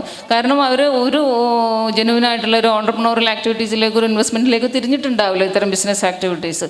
അപ്പോൾ ആദ്യം കിട്ടുന്ന പൈസയൊക്കെ എല്ലാ ആളുകൾക്കും ഇങ്ങനെ തിരിച്ചു കൊടുത്ത് കുറച്ച് കഴിഞ്ഞാൽ ഒന്നും തിരിച്ചു കിട്ടാത്ത ഒരവസ്ഥയിൽ, നമുക്കറിയാം ബിസിനസ് തുടങ്ങിയാൽ ആദ്യം 1, 2, 3 വർഷത്തേക്കൊന്നും നമ്മൾ ഉദ്ദേശിക്കുന്ന ഒരു പ്രോഫിറ്റോ അല്ലെങ്കിൽ ഒരു വിൻഫോൾ ഗെയിനോ ഒന്നും കിട്ടില്ല എന്നുള്ള കാര്യം കൃത്യമായിട്ട് അറിയാം. പക്ഷെ നമ്മൾ അത് കിട്ടുന്നത് ആരാണെന്ന് മാത്രം അന്വേഷിച്ചുകൊണ്ടാണ് നമ്മളതിന് പുറകെ പോകുന്നതും. അപ്പോൾ അങ്ങനെയാണ് നമ്മുടെ ഇൻവെസ്റ്റ്മെൻറ്റ് അല്ലെങ്കിൽ നമ്മുടെ സേവിങ്സ് ഒക്കെ ആ തരത്തിലുള്ള ഇൻവെസ്റ്റ്മെൻറ്റിലേക്കാണ് പോകുന്നത്. ഇനി ഇപ്പം മാഞ്ചിയല്ല, അതിനേക്കാൾ അപ്പുറത്തേക്ക് എന്ത് ഇത്തരത്തിലുള്ള എക്സ്പ്ലോയിറ്റേഷൻ കേരള കമ്മ്യൂണിറ്റി ഫേസ് ചെയ്ത് കഴിഞ്ഞാലും ഒരു 6 months മാക്സിമം അതായിരിക്കും മീഡിയാസൊക്കെ ആഘോഷിക്കുന്നത്. After that we will do the same thing. അത് നമ്മൾ മറക്കുന്നു, മാഞ്ചിയം വേറൊരു പേരിൽ വരുന്നു, നമ്മൾ അതേപോലെ തന്നെ നമ്മൾ വീണ്ടും ഇൻവെസ്റ്റ് ചെയ്യാൻ തയ്യാറാകുന്നു എന്നുള്ളതാണ് കേരളം കണ്ടുവന്നിട്ടുള്ള ഒരു കാര്യം. നമ്മൾ പഠിക്കുന്നില്ല, നമ്മൾ എന്താണ് എക്സ്പീരിയൻസിൽ നിന്ന് നമ്മളൊന്നും പഠിച്ചിട്ടില്ല. വീണ്ടും നമ്മൾ ഇതിനേക്കാൾ വലിയൊരു ഓഫറായിട്ട് വരുമ്പോൾ വീട് വിറ്റിട്ടാണെങ്കിലും അല്ലെങ്കിൽ വേറെ എന്ത് ചെയ്തിട്ടാണെങ്കിലും കടം വാങ്ങിയിട്ടാണെങ്കിലും നമ്മൾ ഇത്തരത്തിലുള്ള ഈ പോൺസി ആയിട്ടുള്ള കാര്യങ്ങളിലേക്ക് ഇൻവെസ്റ്റ് ചെയ്യാൻ റെഡിയാകുന്നു എന്നുള്ളതാണ് മലയാളിയുടെ ഒരു പ്രത്യേകതയായിട്ട് ഇൻവെസ്റ്റ്മെൻറ്റിൻ്റെ കാര്യത്തിൽ കാണുന്നത്. അപ്പോൾ ഈ ഒരു സാർ പറഞ്ഞതുപോലെ അൻവർ സാറും റഹീം സാറൊക്കെ നേരത്തെ പറഞ്ഞ അവരുടെ എക്സ്പീരിയൻസിൽ നിന്നാണ് അവർ പറയുന്നത്. ഏതെങ്കിലും ഒരു നമ്മുടെ 15 ലക്ഷം ഉണ്ടെങ്കിൽ 10 ലക്ഷത്തിന് അല്ലെങ്കിൽ 5 ലക്ഷത്തിനോ ആയിരിക്കണം നമ്മുടെ ബിസിനസ് സ്റ്റാർട്ട് ചെയ്യേണ്ടത്. അത്തരത്തിലുള്ള കാര്യങ്ങളൊന്നും ഡീൽ ചെയ്യാൻ അറിയാത്തൊരു സാധാരണക്കാരനെ ഏറ്റവും കൂടുതൽ ഡിപ്പെൻഡ് ചെയ്യാവുന്ന ഒരു ഏജൻസി എന്ന് പറയുന്നത് ഇത്തരത്തിലുള്ള ബിലീവബിൾ ആയിട്ടുള്ള നമുക്ക് ട്രസ്റ്റ് ചെയ്യാൻ പറ്റുന്ന, പ്രത്യേകിച്ച് നമ്മുടെ കമ്മ്യൂണിറ്റി ഇസ്ലാമിക് ബേസ്ഡ് ആയിട്ടുള്ള കാര്യങ്ങൾ എന്താണോ പറയുന്നത് അത് കൃത്യമായിട്ട് അന്വേഷിക്കുകയും പഠിക്കുകയും ചെയ്യുകയും അതിനനുസരിച്ച് മാം പറഞ്ഞൊരു ഇൻസൈറ്റ് എന്താണ് നമ്മൾ പറയും, ഒരു തീരുമാനം എടുക്കുമ്പോൾ 2 റക്അത്ത് സുന്നത്ത് നിസ്കരിച്ചിട്ടെങ്കിലും വാട്ട് വിൽ ഡു എന്നുള്ളതിന് ഒരു യക്കീൻ വേണമെന്നുള്ളത്, അതും അതുപോലെ തന്നെ നമ്മുടെ ഒരു റിസർച്ചും കൃത്യമായിട്ട് കംപ്ലീറ്റ് ഒരു റിസർച്ച് നടത്തിയിട്ട് വേണം ഇത്തരത്തിലുള്ള കാര്യങ്ങളിലേക്ക് മൂവ് ചെയ്യാൻ എന്നുള്ളത്. ഒരു മലർപ്പൊടിക്കാരൻ്റെ സ്വപ്നം പോലെ ആകരുത് മലയാളികളുടെ ഇൻവെസ്റ്റ്മെൻറ്റ്, പ്രത്യേകിച്ചും ലേഡീസിനെ പറ്റിയാണ് നമ്മളിവിടെ കോൺസെൻട്രേറ്റ് ചെയ്ത് പറയുന്നത്. അതുപോലെ തന്നെ ഇങ്ങനെയുള്ള ഇൻവെസ്റ്റേഴ്സ് ശ്രദ്ധിക്കേണ്ട ഒരു കാര്യം എന്ന് പറഞ്ഞത്, എനിക്ക് ഈ ലേഡീസിന് ഇത്തരത്തിലുള്ള ഇൻവെസ്റ്റ്മെൻറ്റിലേക്ക് പാർട്ടിസിപ്പേറ്റ് ചെയ്യാവുന്ന ഒരു മെത്തേഡ് എന്ന് പറയുന്നത് ഒരു ജെൻഡർ ലെൻസ് ഇൻവെസ്റ്റിംഗ് GLI എന്ന് പറയും നമ്മൾ. അതായത് ഈ പ്രത്യേകിച്ചും വുമൻ ജെൻഡർ കോൺസെൻട്രേറ്റഡ് ആയിട്ടുള്ള ഇത്തരത്തിലുള്ള പലതരത്തിലുള്ള ഇൻവെസ്റ്റ്മെൻറ്റും ഉണ്ട്, പ്രത്യേകിച്ചും വിമൻ ഇൻട്രസ്റ്റഡ് ആയിട്ടുള്ള ഏരിയാസിലുണ്ട്. അത്തരത്തിലുള്ള ഒരു ഏരിയാസിൽ ഇൻവെസ്റ്റ്മെൻറ്റ് ഇത്തരത്തിലുള്ള കമ്പനികൾ നടത്തുമ്പോൾ കൂടുതൽ കോമൺ ലേഡീസിനെ കൂടുതലായിട്ട് അത്തരത്തിലുള്ള ഇൻവെസ്റ്റ്മെൻറ്റ് ആക്ടിവിറ്റിയിലേക്ക് അട്രാക്റ്റ് ചെയ്യാൻ പറ്റുമെന്ന് തോന്നുന്നു. They can also participate, they can create the equity in the financial era. I think like that. Okay, thank you. Okay, so I believe to conclude, we can say that financial literacy is what we should definitely improve on. And we have the best example of Khadija radiallahu anhu, who was a very successful businesswoman, but what she used to actually do was she used to have her nephew do the business, and she would do all the background checks and learn about all the risks and returns, and very successfully used to take forward all her businesses. So thank you very much for your time. Jazakallah khairan. Thank you.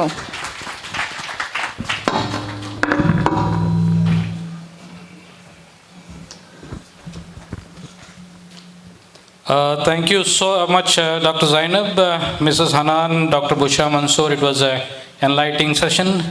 So I would like to call നമ്മുടെ കമ്പനിയുടെ CBO Mr. Azhar Ali. Azhar bhai 15 years NBFC banking സെക്ടറിൻ്റെ experience ഉണ്ടായി. അവർ ഞങ്ങളുടെ chief business ഓഫീസറാണ്. So I would like to call mister Azhar Ali on stage. Please welcome. Assalamu alaikum. Actually, my brother Rahmat missed telling that the sisters on the stage are to be invited once again to the stage for a small felicitation. Sisters, may I request you all to come to the stage, please. Sister Hanan, Sister Zainab, and Sister Bushra. A small felicitation from Rehbar for all your contribution. I know, folks, that it's getting time for dinner. ഒരു 5-10 മിനിറ്റിൽ നമുക്ക് close ചെയ്തേക്കാം ഇൻഷാല്ലാ. സബർ ഉണ്ടെങ്കിൽ നമ്മൾ തുടങ്ങിയത് കുറച്ച് ലേറ്റ് ആയിപ്പോയി, അതുകൊണ്ട് ഔട്ട് ഓഫ് ഷെഡ്യൂളാണ്. ഒരു 5-10 മിനിറ്റിൽ ഇൻഷാല്ലാ will be able to close the session. And key takeaway ഒരു ചെറിയ 2 മിനിറ്റ്സിൻ്റെ കീ ടേക്ക് അവേ കൂടെ ഉണ്ട്. അത് കഴിഞ്ഞിട്ട് I think we will be able to close the session. May I request sisters to come on the stage, please, for a minute. And whom do I call? Can Brother Rashid come to hand over the felicitation to the sisters? Please come.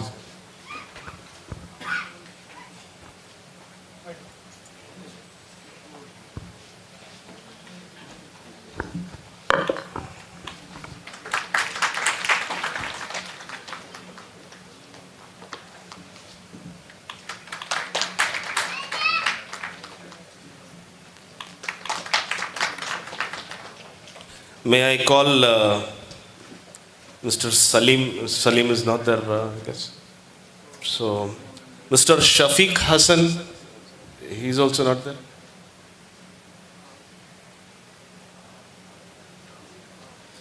Mr. Abdul Razak. He has been an instrumental investor with Rehbar. He has trusted Rehbar and has been a part of the journey of having trusted Rehbar and investing his hard-earned money, and that has transformed Rehbar to this stage. Alhamdulillah. Thank you, Razak Sahab, for showing some trust in Rehbar. And may I call Mr. Asneer to come as well. Asneer. Asenar Sahab.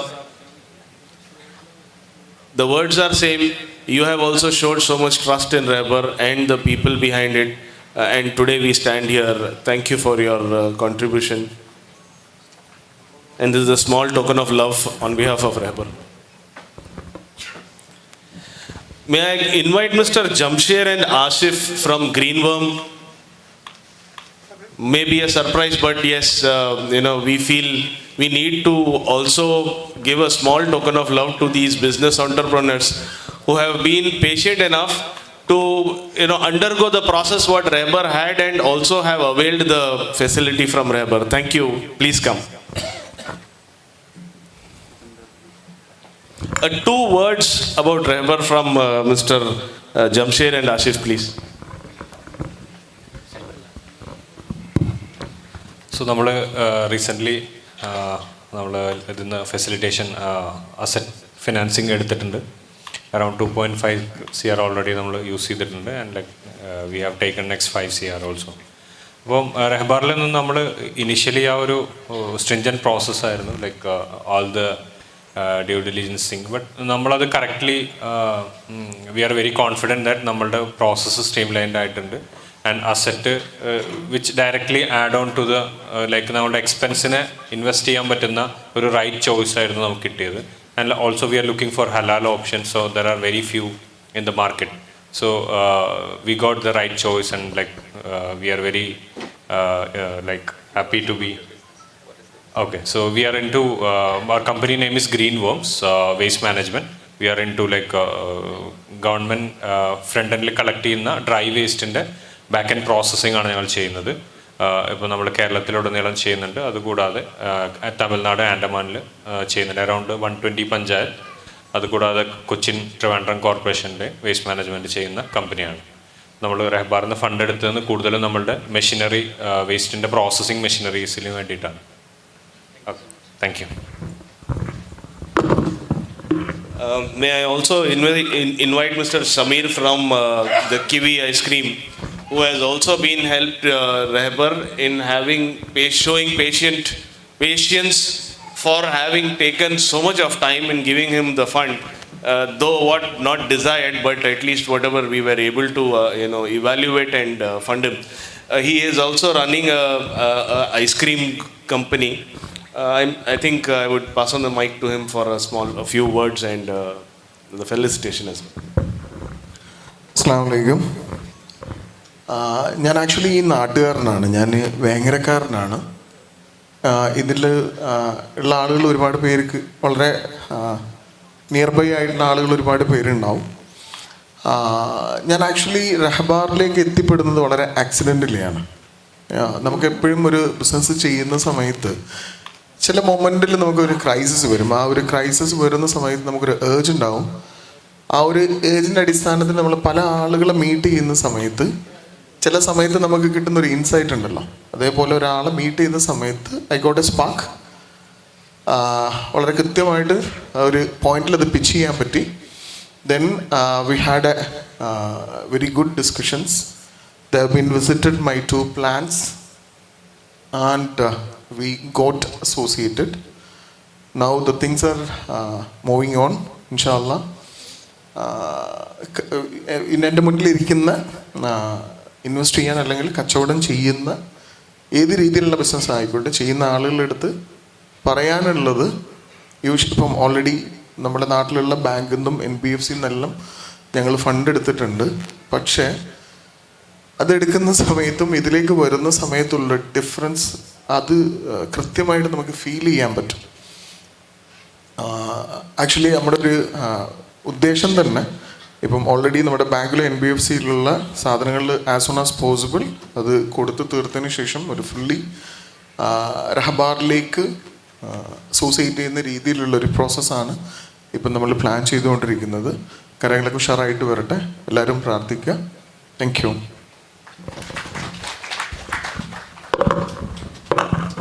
Thank you, Mr. Samir.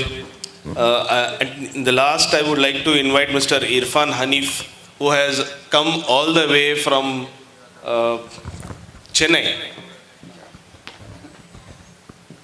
I just forgot from where you... Kollam. He's traveled all the way from Kollam just to attend this ceremony. In fact, he is older than me in the system. Thank you, Mr. Irfan. So as Azhar said, ഞാൻ ചെന്നൈയിലാണ് base ചെയ്തിരിക്കുന്നത്. Okay, എൻ്റെ സ്വദേശം കൊല്ലം കരുനാഗപ്പള്ളിയാണ്. ഇവിടെ പറഞ്ഞതുപോലെ റഹ്ബറുമായിട്ടുള്ള ഒരു ബന്ധം, ഒരു ശരിയ കംപ്ലയൻസ് ആയിട്ടുള്ളൊരു ഇനിഷ്യേറ്റീവ് എന്നുള്ള ഒരു ആശയം അത് വന്നപ്പോൾ അതിലേക്ക് വളരെ ഏർലി സ്റ്റേജിൽ തന്നെ ഒരു ഭാഗമാകാൻ കഴിഞ്ഞു എന്നുള്ളതാണ്. ഇപ്പം ബിസിനസ്സിൽ ഏറ്റവും പറയപ്പെടുന്നത്, പ്രത്യേകിച്ച് മോട്ടിവേഷൻ ആണെങ്കിലൊക്കെ പറയപ്പെടുന്നത് സക്സസ് സ്റ്റോറികളാണെങ്കിലും യഥാർത്ഥത്തിൽ നമ്മളെ ട്രിഗർ ചെയ്ത് മുന്നോട്ട് കൊണ്ടുപോകുന്ന ഫെയിലിയർ സ്റ്റോറികളാണ്. അതേ രീതിയിൽ തന്നെ റഹ്ബറിൻ്റെ ചില ഫെയിലിയർ സ്റ്റോറികളിൽ അസോസിയേറ്റ് ചെയ്യുകയും സക്സസ് സ്റ്റോറികളിൽ ഇത് മുന്നോട്ട് പോവുകയും ചെയ്യുമ്പോൾ കിട്ടുന്ന ഒരു പ്രത്യേക സന്തോഷം ഇല്ലേ, ആ ഒരു അനുഭവം കൂടി എനിക്ക് ആ ഒരു എക്സ്പീരിയൻസ് കൂടി എനിക്ക് റഹ്ബറിനോടൊപ്പം കിട്ടിയിട്ടുണ്ട്. അത് ഒരു നല്ല ലേണിംഗ് ആയിട്ടും നല്ലൊരു എക്സ്പീരിയൻസ് ആയിട്ടും എനിക്ക് ഉൾക്കൊള്ളാൻ കഴിയുന്നുണ്ട്. I mean that way I am really honored, really great to be part of the team. Okay, right. So ഈ രീതിയിൽ മുന്നോട്ട് പോകുന്ന സംരംഭങ്ങൾക്ക് സത്യത്തിൽ വളരെ വളരെ വലിയൊരു ഇനിഷ്യേറ്റീവാണ് നടക്കുന്നത്. പ്രത്യേകിച്ച് കമ്മ്യൂണിറ്റി സൈഡിൽ, സമയം വളരെ കുറവാണ് എനിക്കറിയാം, കമ്മ്യൂണിറ്റി സൈഡിൽ ഏറ്റവും വളരെ പ്രാധാന്യത്തോടു കൂടി ചെയ്യേണ്ടുന്ന ഒരു കാര്യം തന്നെയാണ് ബിസിനസ് ഓറിയൻറ്റഡ് ആയിട്ട്, എൻ്റർപ്രനോറിയൽ ഓറിയൻറ്റഡ് ആയിട്ട് വളരെ താഴ്ന്ന ലെവലിൽ നിന്ന് തന്നെ നമ്മുടെ ജനറേഷൻസിന് കൊടുക്കേണ്ടുന്ന ഒരു എൻകറേജ്മെൻറ്റ്, ലിവിങ്, റിയൽ എക്സ്പീരിയൻസസ്, അത് വളരെ ഇമ്പോർട്ടൻ്റ് ആണ്. ആ രീതിയിൽ ഇത്തരം initiatives it really deserve a great support and hand holding from all of us, no doubt. Thank you. Inshallah. Jazakallah.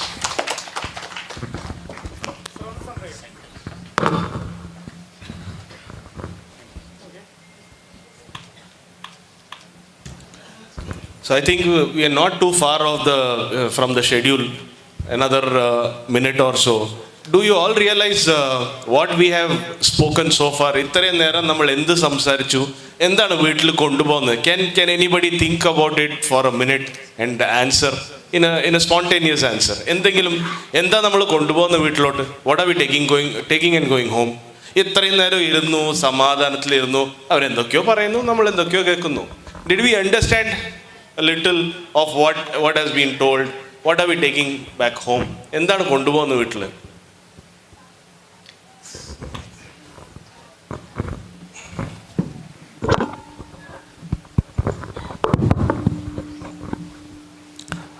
Bismillahir Rahmanir Rahim. First of all, I thank and congratulate Rehab team, which is giving good opportunities, especially in the Kottakkal based. Inshallah, it will be in all over the Kerala. ഇപ്പോൾ sir ചോദിച്ച പോലെ നമുക്ക് എന്താണ് കിട്ടിയെന്നുള്ളത് തീർച്ചയായിട്ടും ഇവിടെ ഇപ്പോൾ നമ്മൾ ഗൾഫിൽ ബേസ് ചെയ്തിട്ടുള്ള ആളുകളാണ്, ഒരുപാട് പ്രവാസികൾ ഇവിടെ തിരിച്ച് റിട്ടേൺ ചെയ്യുന്നുണ്ട്. അവർക്കൊക്കെ ഒരു അഷ്യൂരിറ്റി ഉള്ള, ഞാൻ ജസ്റ്റ് ഫ്യൂ മിനിറ്റ്സ് കൊണ്ട് നമ്മുടെ ഷെരീഫ് സാറോടൊക്കെ സംസാരിച്ചപ്പോൾ നമുക്ക് അതിനുള്ള സ്പാർക്ക് കിട്ടുന്നത് ചെറിയ തോതിലുള്ള ഇൻവെസ്റ്റേഴ്സിനും വളരെ സേഫായിട്ടും ആൻഡ് എസ്പെഷ്യലി നമ്മളൊക്കെ ഫോളോ ചെയ്യുന്ന നമ്മുടെ ഇസ്ലാമിക് വേ, ഷറിയ രൂപത്തിലുള്ള നമ്മളെ ആ ഇസ്ലാമിക രൂപത്തിൽ പലിശകളൊന്നും വരാതെ നമുക്ക് നമ്മുടെ സേഫായിട്ടുള്ള ഒരു ഇൻവെസ്റ്റ്മെൻറ്റിന് ഒരു പ്ലാറ്റ്ഫോമാണ്. ഇതിനെക്കുറിച്ച് സത്യം പറയുകയാണെങ്കിൽ ഗൾഫിലൊന്നും അത്ര ഒരു ഈ നമ്മുടെ കമ്പനി റിഹാബിനെ കുറിച്ചിട്ട് കൂടുതൽ അവയർനെസ് ഇല്ല. അപ്പോൾ എനിക്കൊരു റിക്വസ്റ്റ് അല്ലെങ്കിൽ എൻ്റെ ഒരു സജഷൻ എന്ന് പറയുന്നത്, നിങ്ങൾ you have to be of course പല രൂപത്തിലും മാർക്കറ്റിംഗ് ഉണ്ടായിരിക്കണം. നിങ്ങൾ I experience, you have a good marketing team, you have a very vast experienced people, നമ്മുടെ റഹീം സാറും ഇവരൊക്കെ ഉണ്ട്.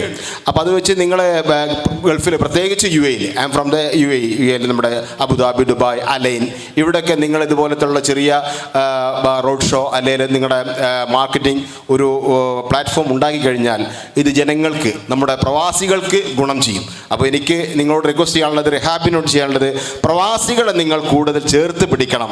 U have to take care the പ്രവാസീസ്. അവരാണ് ഇന്ന് ഇപ്പോൾ ഇവിടെ നമ്മുടെ സിസ്റ്റേഴ്സ് പറഞ്ഞ കാര്യം, നമ്മുടെ MSലെ പ്രൊഫസർ പറഞ്ഞ കാര്യം, കൂടുതൽ ഈ ചതിക്കുയിലേക്ക് വീഴുന്നത് പ്രവാസികളും കൂടെ ഉണ്ട്. അവർ കഷ്ടപ്പെട്ട് അവിടെ ബിസിനസ് ചെയ്ത് അതുപോലെ തന്നെ അവിടെ മറ്റു കാര്യങ്ങളൊക്കെ ചെയ്ത് ഏൺ ചെയ്യുന്നത് ഇവിടുത്തെ പല ചതിക്കുയിലും ഇവിടുത്തെ ഒരുപാട് ഓഫേഴ്സിൽ പെട്ടിട്ട് ചെയ്യുന്നുണ്ട്. അപ്പോൾ ഓഫേഴ്സ് എല്ലാം റിയാലിറ്റിയിലേക്ക് പോകണം എന്ന കാര്യമാണ് നമ്മുടെ റിഹാബിൻ്റെ ഇന്നത്തെ ആ ഒരു നിങ്ങളുടെ പ്രസൻറ്റേഷനിലും നിങ്ങളുടെ ഈ ക്ലാസ്സുകളിലും ഇവിടെ എടുത്തുള്ള എല്ലാ ക്ലാസ്സുകളുടെ ആളുകളിൽ നിന്നൊക്കെ ഞങ്ങൾക്ക് കിട്ടിയിട്ടുള്ള ആ ഒരു ഗുണപാഠം. Definitely I will carry this and ഞങ്ങളുടെ ഇന്ത്യൻ സോഷ്യൽ സെൻറ്റർ അലൈനിലും ഒക്കെ ഇതുപോലത്തെ ചെറിയ ചെറിയ സെമിനാർസ് ഉണ്ടാവും. Definitely I will extend my ഈ നിങ്ങളുടെ ഈ ഒരു മെസ്സേജ് ഡെഫിനറ്റ്ലി അവിടെ ചെയ്യും. ഞങ്ങളുടെ പ്രവാസികൾക്ക് ഇതിൻ്റെ ഗുണം കിട്ടട്ടെ എന്ന് ആശിക്കുന്നു. I congratulate once again the Sharif sir and your team. റിഹാബ് definitely can do better service for the gulf market. Thank you very much. അസ്സലാമു അലൈക്കും വറഹ്മത്തുള്ളാഹി വബറകാതുഹു. I just wanted to correct one thing. It is not Rehab, it is Rehbar Financial Services. Rehbar. Of course, Rehbar. Thank you. Rehbar എന്ന് പറയുമ്പോൾ it is just a guide ആണ്. Guide എന്നാണ് അതിന്റെ meaning. Rehbar, Rehbar. Of course, an Arabic word. Thank you. Thank you. So I'll just tell 2-3 small things. ഒരു question ഉണ്ടാവും, എങ്ങനെ invest ചെയ്യണം, എങ്ങനെ നമുക്ക് ഫണ്ട് റേസ് ചെയ്യാൻ പറ്റും, ഇവർ ആരൊക്കെയാണ് ക്ലയൻസിന് ഇവർ ഫണ്ട് ചെയ്യല്, ഇതെല്ലാം ക്വസ്റ്റ്യൻസ് ഉണ്ടാവും. ആരൊക്കെ ആയിരിക്കാം ഇവരുടെ കൂടെ അസോസിയേറ്റ് ചെയ്യാൻ പറ്റുക, ഇതെല്ലാമാണ് ചോദ്യങ്ങളും മനസ്സിൽ കയറുന്നത്. ഇവര് എന്തൊക്കെ റിട്ടേൺസ് തരാൻ പോണേ, കുറച്ചൊരു ഇതൊക്കെ പറഞ്ഞില്ലേ, നമ്പറുമായിട്ട് എന്താ പറയാൻ പറ്റുക, ഒരു ചെറിയ സംഖ്യയാണ്. It is just 1 lakh that you can try with. Invest ചെയ്യുക. And the best part in Rehbar is, invest ചെയ്ത് കഴിഞ്ഞാൽ you don't have a lock in. ഒരു 15 days to 1 month നോട്ടീസ് കൊടുത്തു കഴിഞ്ഞാൽ നിങ്ങൾക്ക് ആ കാശ് തിരിച്ചെടുക്കാൻ പറ്റും. അത് ഫണ്ട് തരുന്നതും ഫണ്ട് റിസീവ് ചെയ്തതും everything is under banking channel. നിങ്ങൾക്ക് ഒരു ഡിബെഞ്ചർ സർട്ടിഫിക്കറ്റ് എന്ന് പറയുന്ന ഒരു ഇൻസ്ട്രുമെൻ്റ് ആണ് നിങ്ങൾക്ക് ഡോക്യുമെൻ്റ് ആയിട്ട് തരുന്നത് പകരം ഇൻ യുവർ ഇൻവെസ്റ്റ്മെൻറ്റ്. ഇങ്ങനെ ചെറിയ കുറേ ക്രിട്ടിക്കൽ ഡേറ്റാവും ഇൻഫർമേഷനും പറയാനുണ്ടായിരുന്നത് കൊണ്ടാണ് ഈ ക്ലോസിങ് സെറമണിയിൽ അത് ഞാൻ പറയാൻ വേണ്ടിയിട്ട് എടുത്തു വെച്ചത്. ഇതോടുകൂടെ we close the ceremony. Dinner അവിടെ അറേഞ്ച് ചെയ്ത് വെച്ചിട്ടുണ്ട്. Let me thank almighty Allah for all the help and blessings and graces that he has showered on all of us.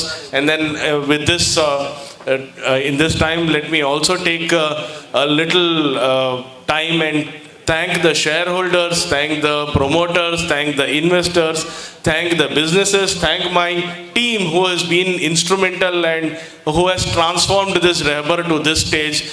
Hopefully, inshallah, next year, please keep Rehbar in your duas. We will celebrate the 1,000 crore disbursement number with all your support. I hope you will all support us, inshallah. Please, can you say inshallah there, please? Thank you. A little more louder so that we close it with a sound, loud sound. Once more, inshallah, please. Thank you. Jazakallah khair. Please join for the dinner and we can network over there for any kind of queries and any kind of association. Thank you so much. Mr. Anwar wanted to felicitate Sharif sir, is it? Ashraf, sorry.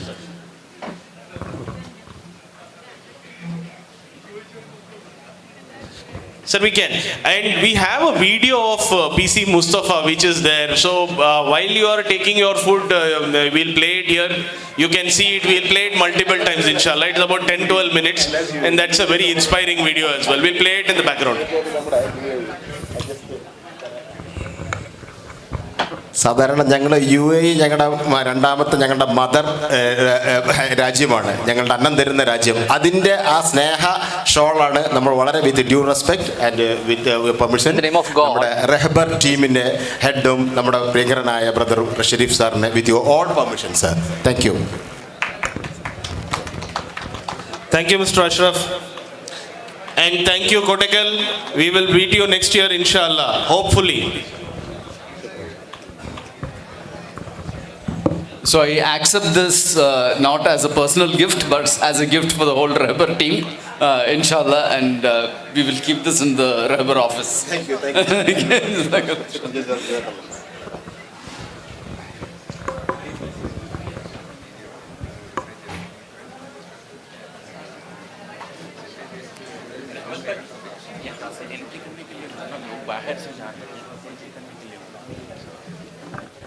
Yeah.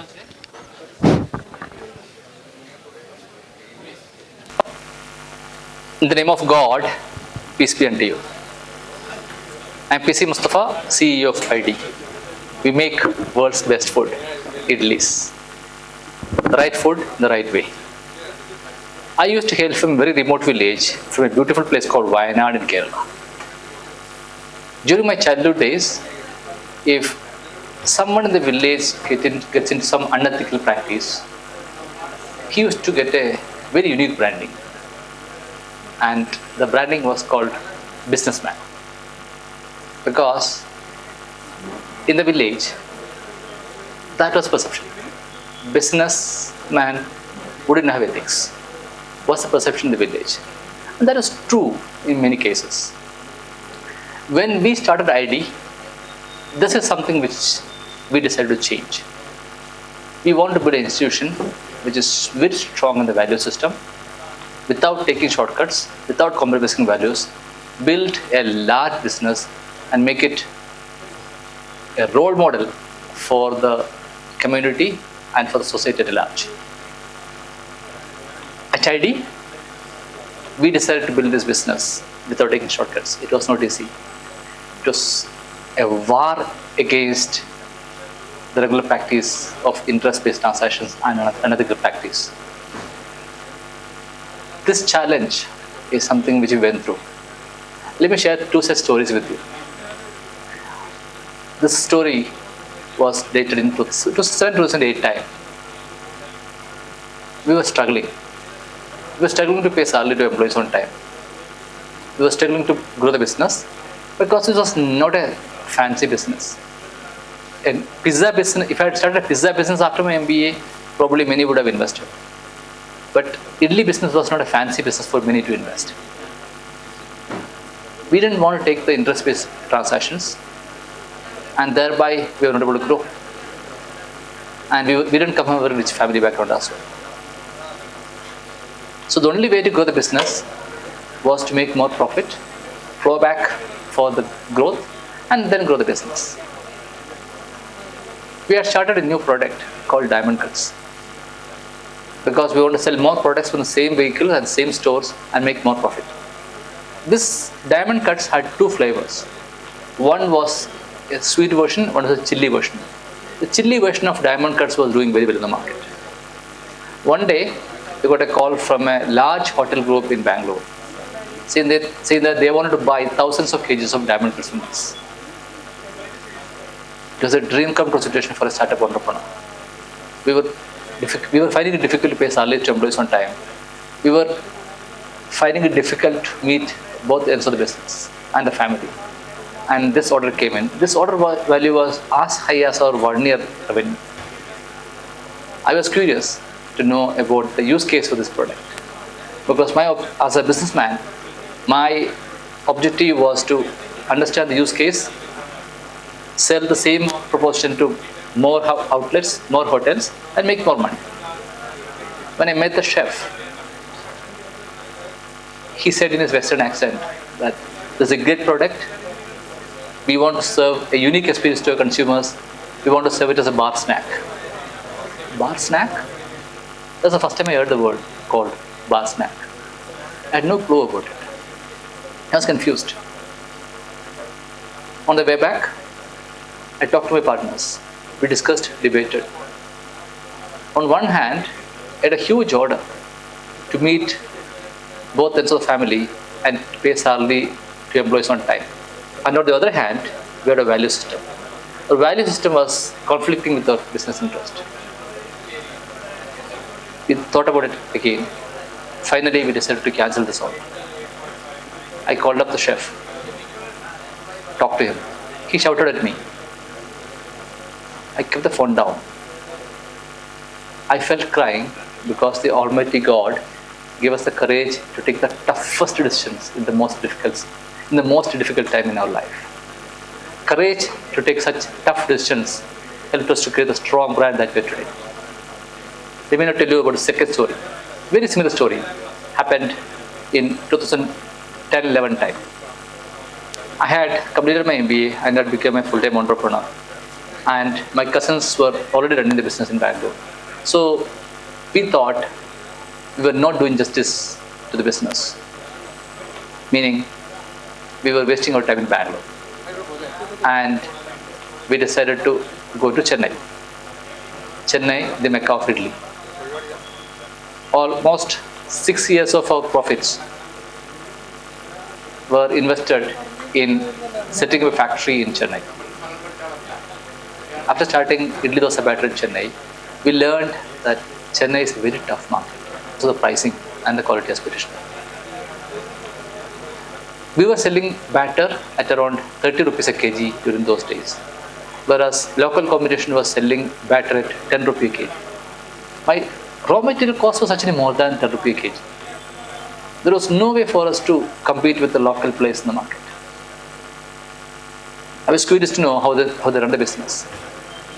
Some of these players were following some unethical, unhealthy, illegal practice.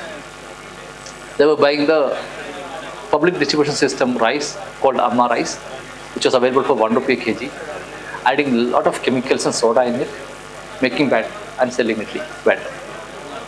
There was no way for us to make business profitable and scalable with our kind of a system. At this time, we ran into trouble. We were not able to pay salary to employees on time. Bangalore ended up losing money. And of course, we were losing money in Chennai as well. We sort of started feeling that this business is on the verge of shutdown. That time, we discussed, as a team we discussed, we had 3 options in front of us. One was to follow the unethical, unhealthy practice that is being followed by the local players in the market, which was to buy Amma rice at 1 rupee a kg, add soda and chemicals in it, make batter. It was illegal. It was unhealthy. It was unethical. We said, no, we will not do that. Our second option was to borrow money. Our second option was to borrow money from the bank. We said, no, that's not something we want to do.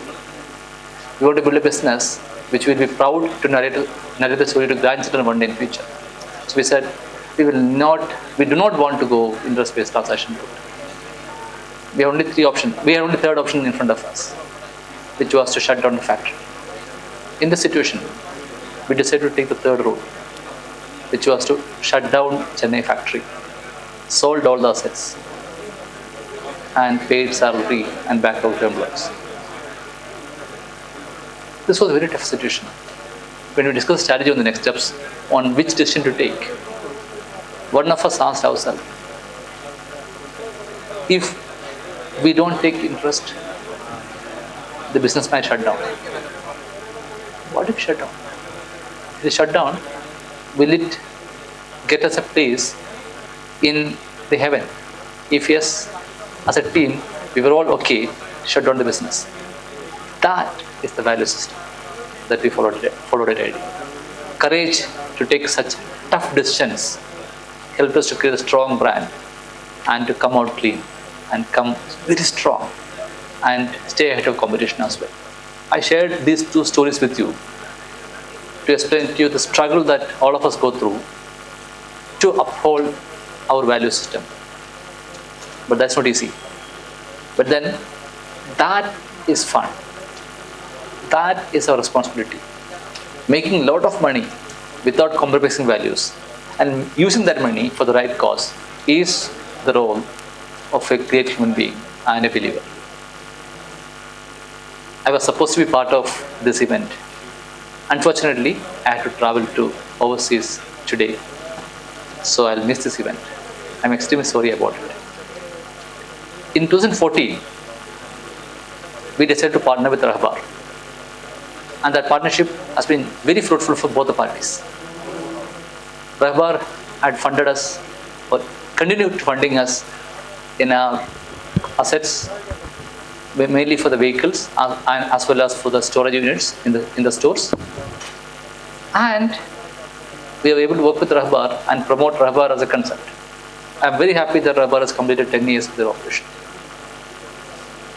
Congratulations to all the Rehbar stakeholders, their employees, the team, and the board. I wish all the best to the team. Thank you again for this wonderful opportunity. God bless you all. Jai Hind.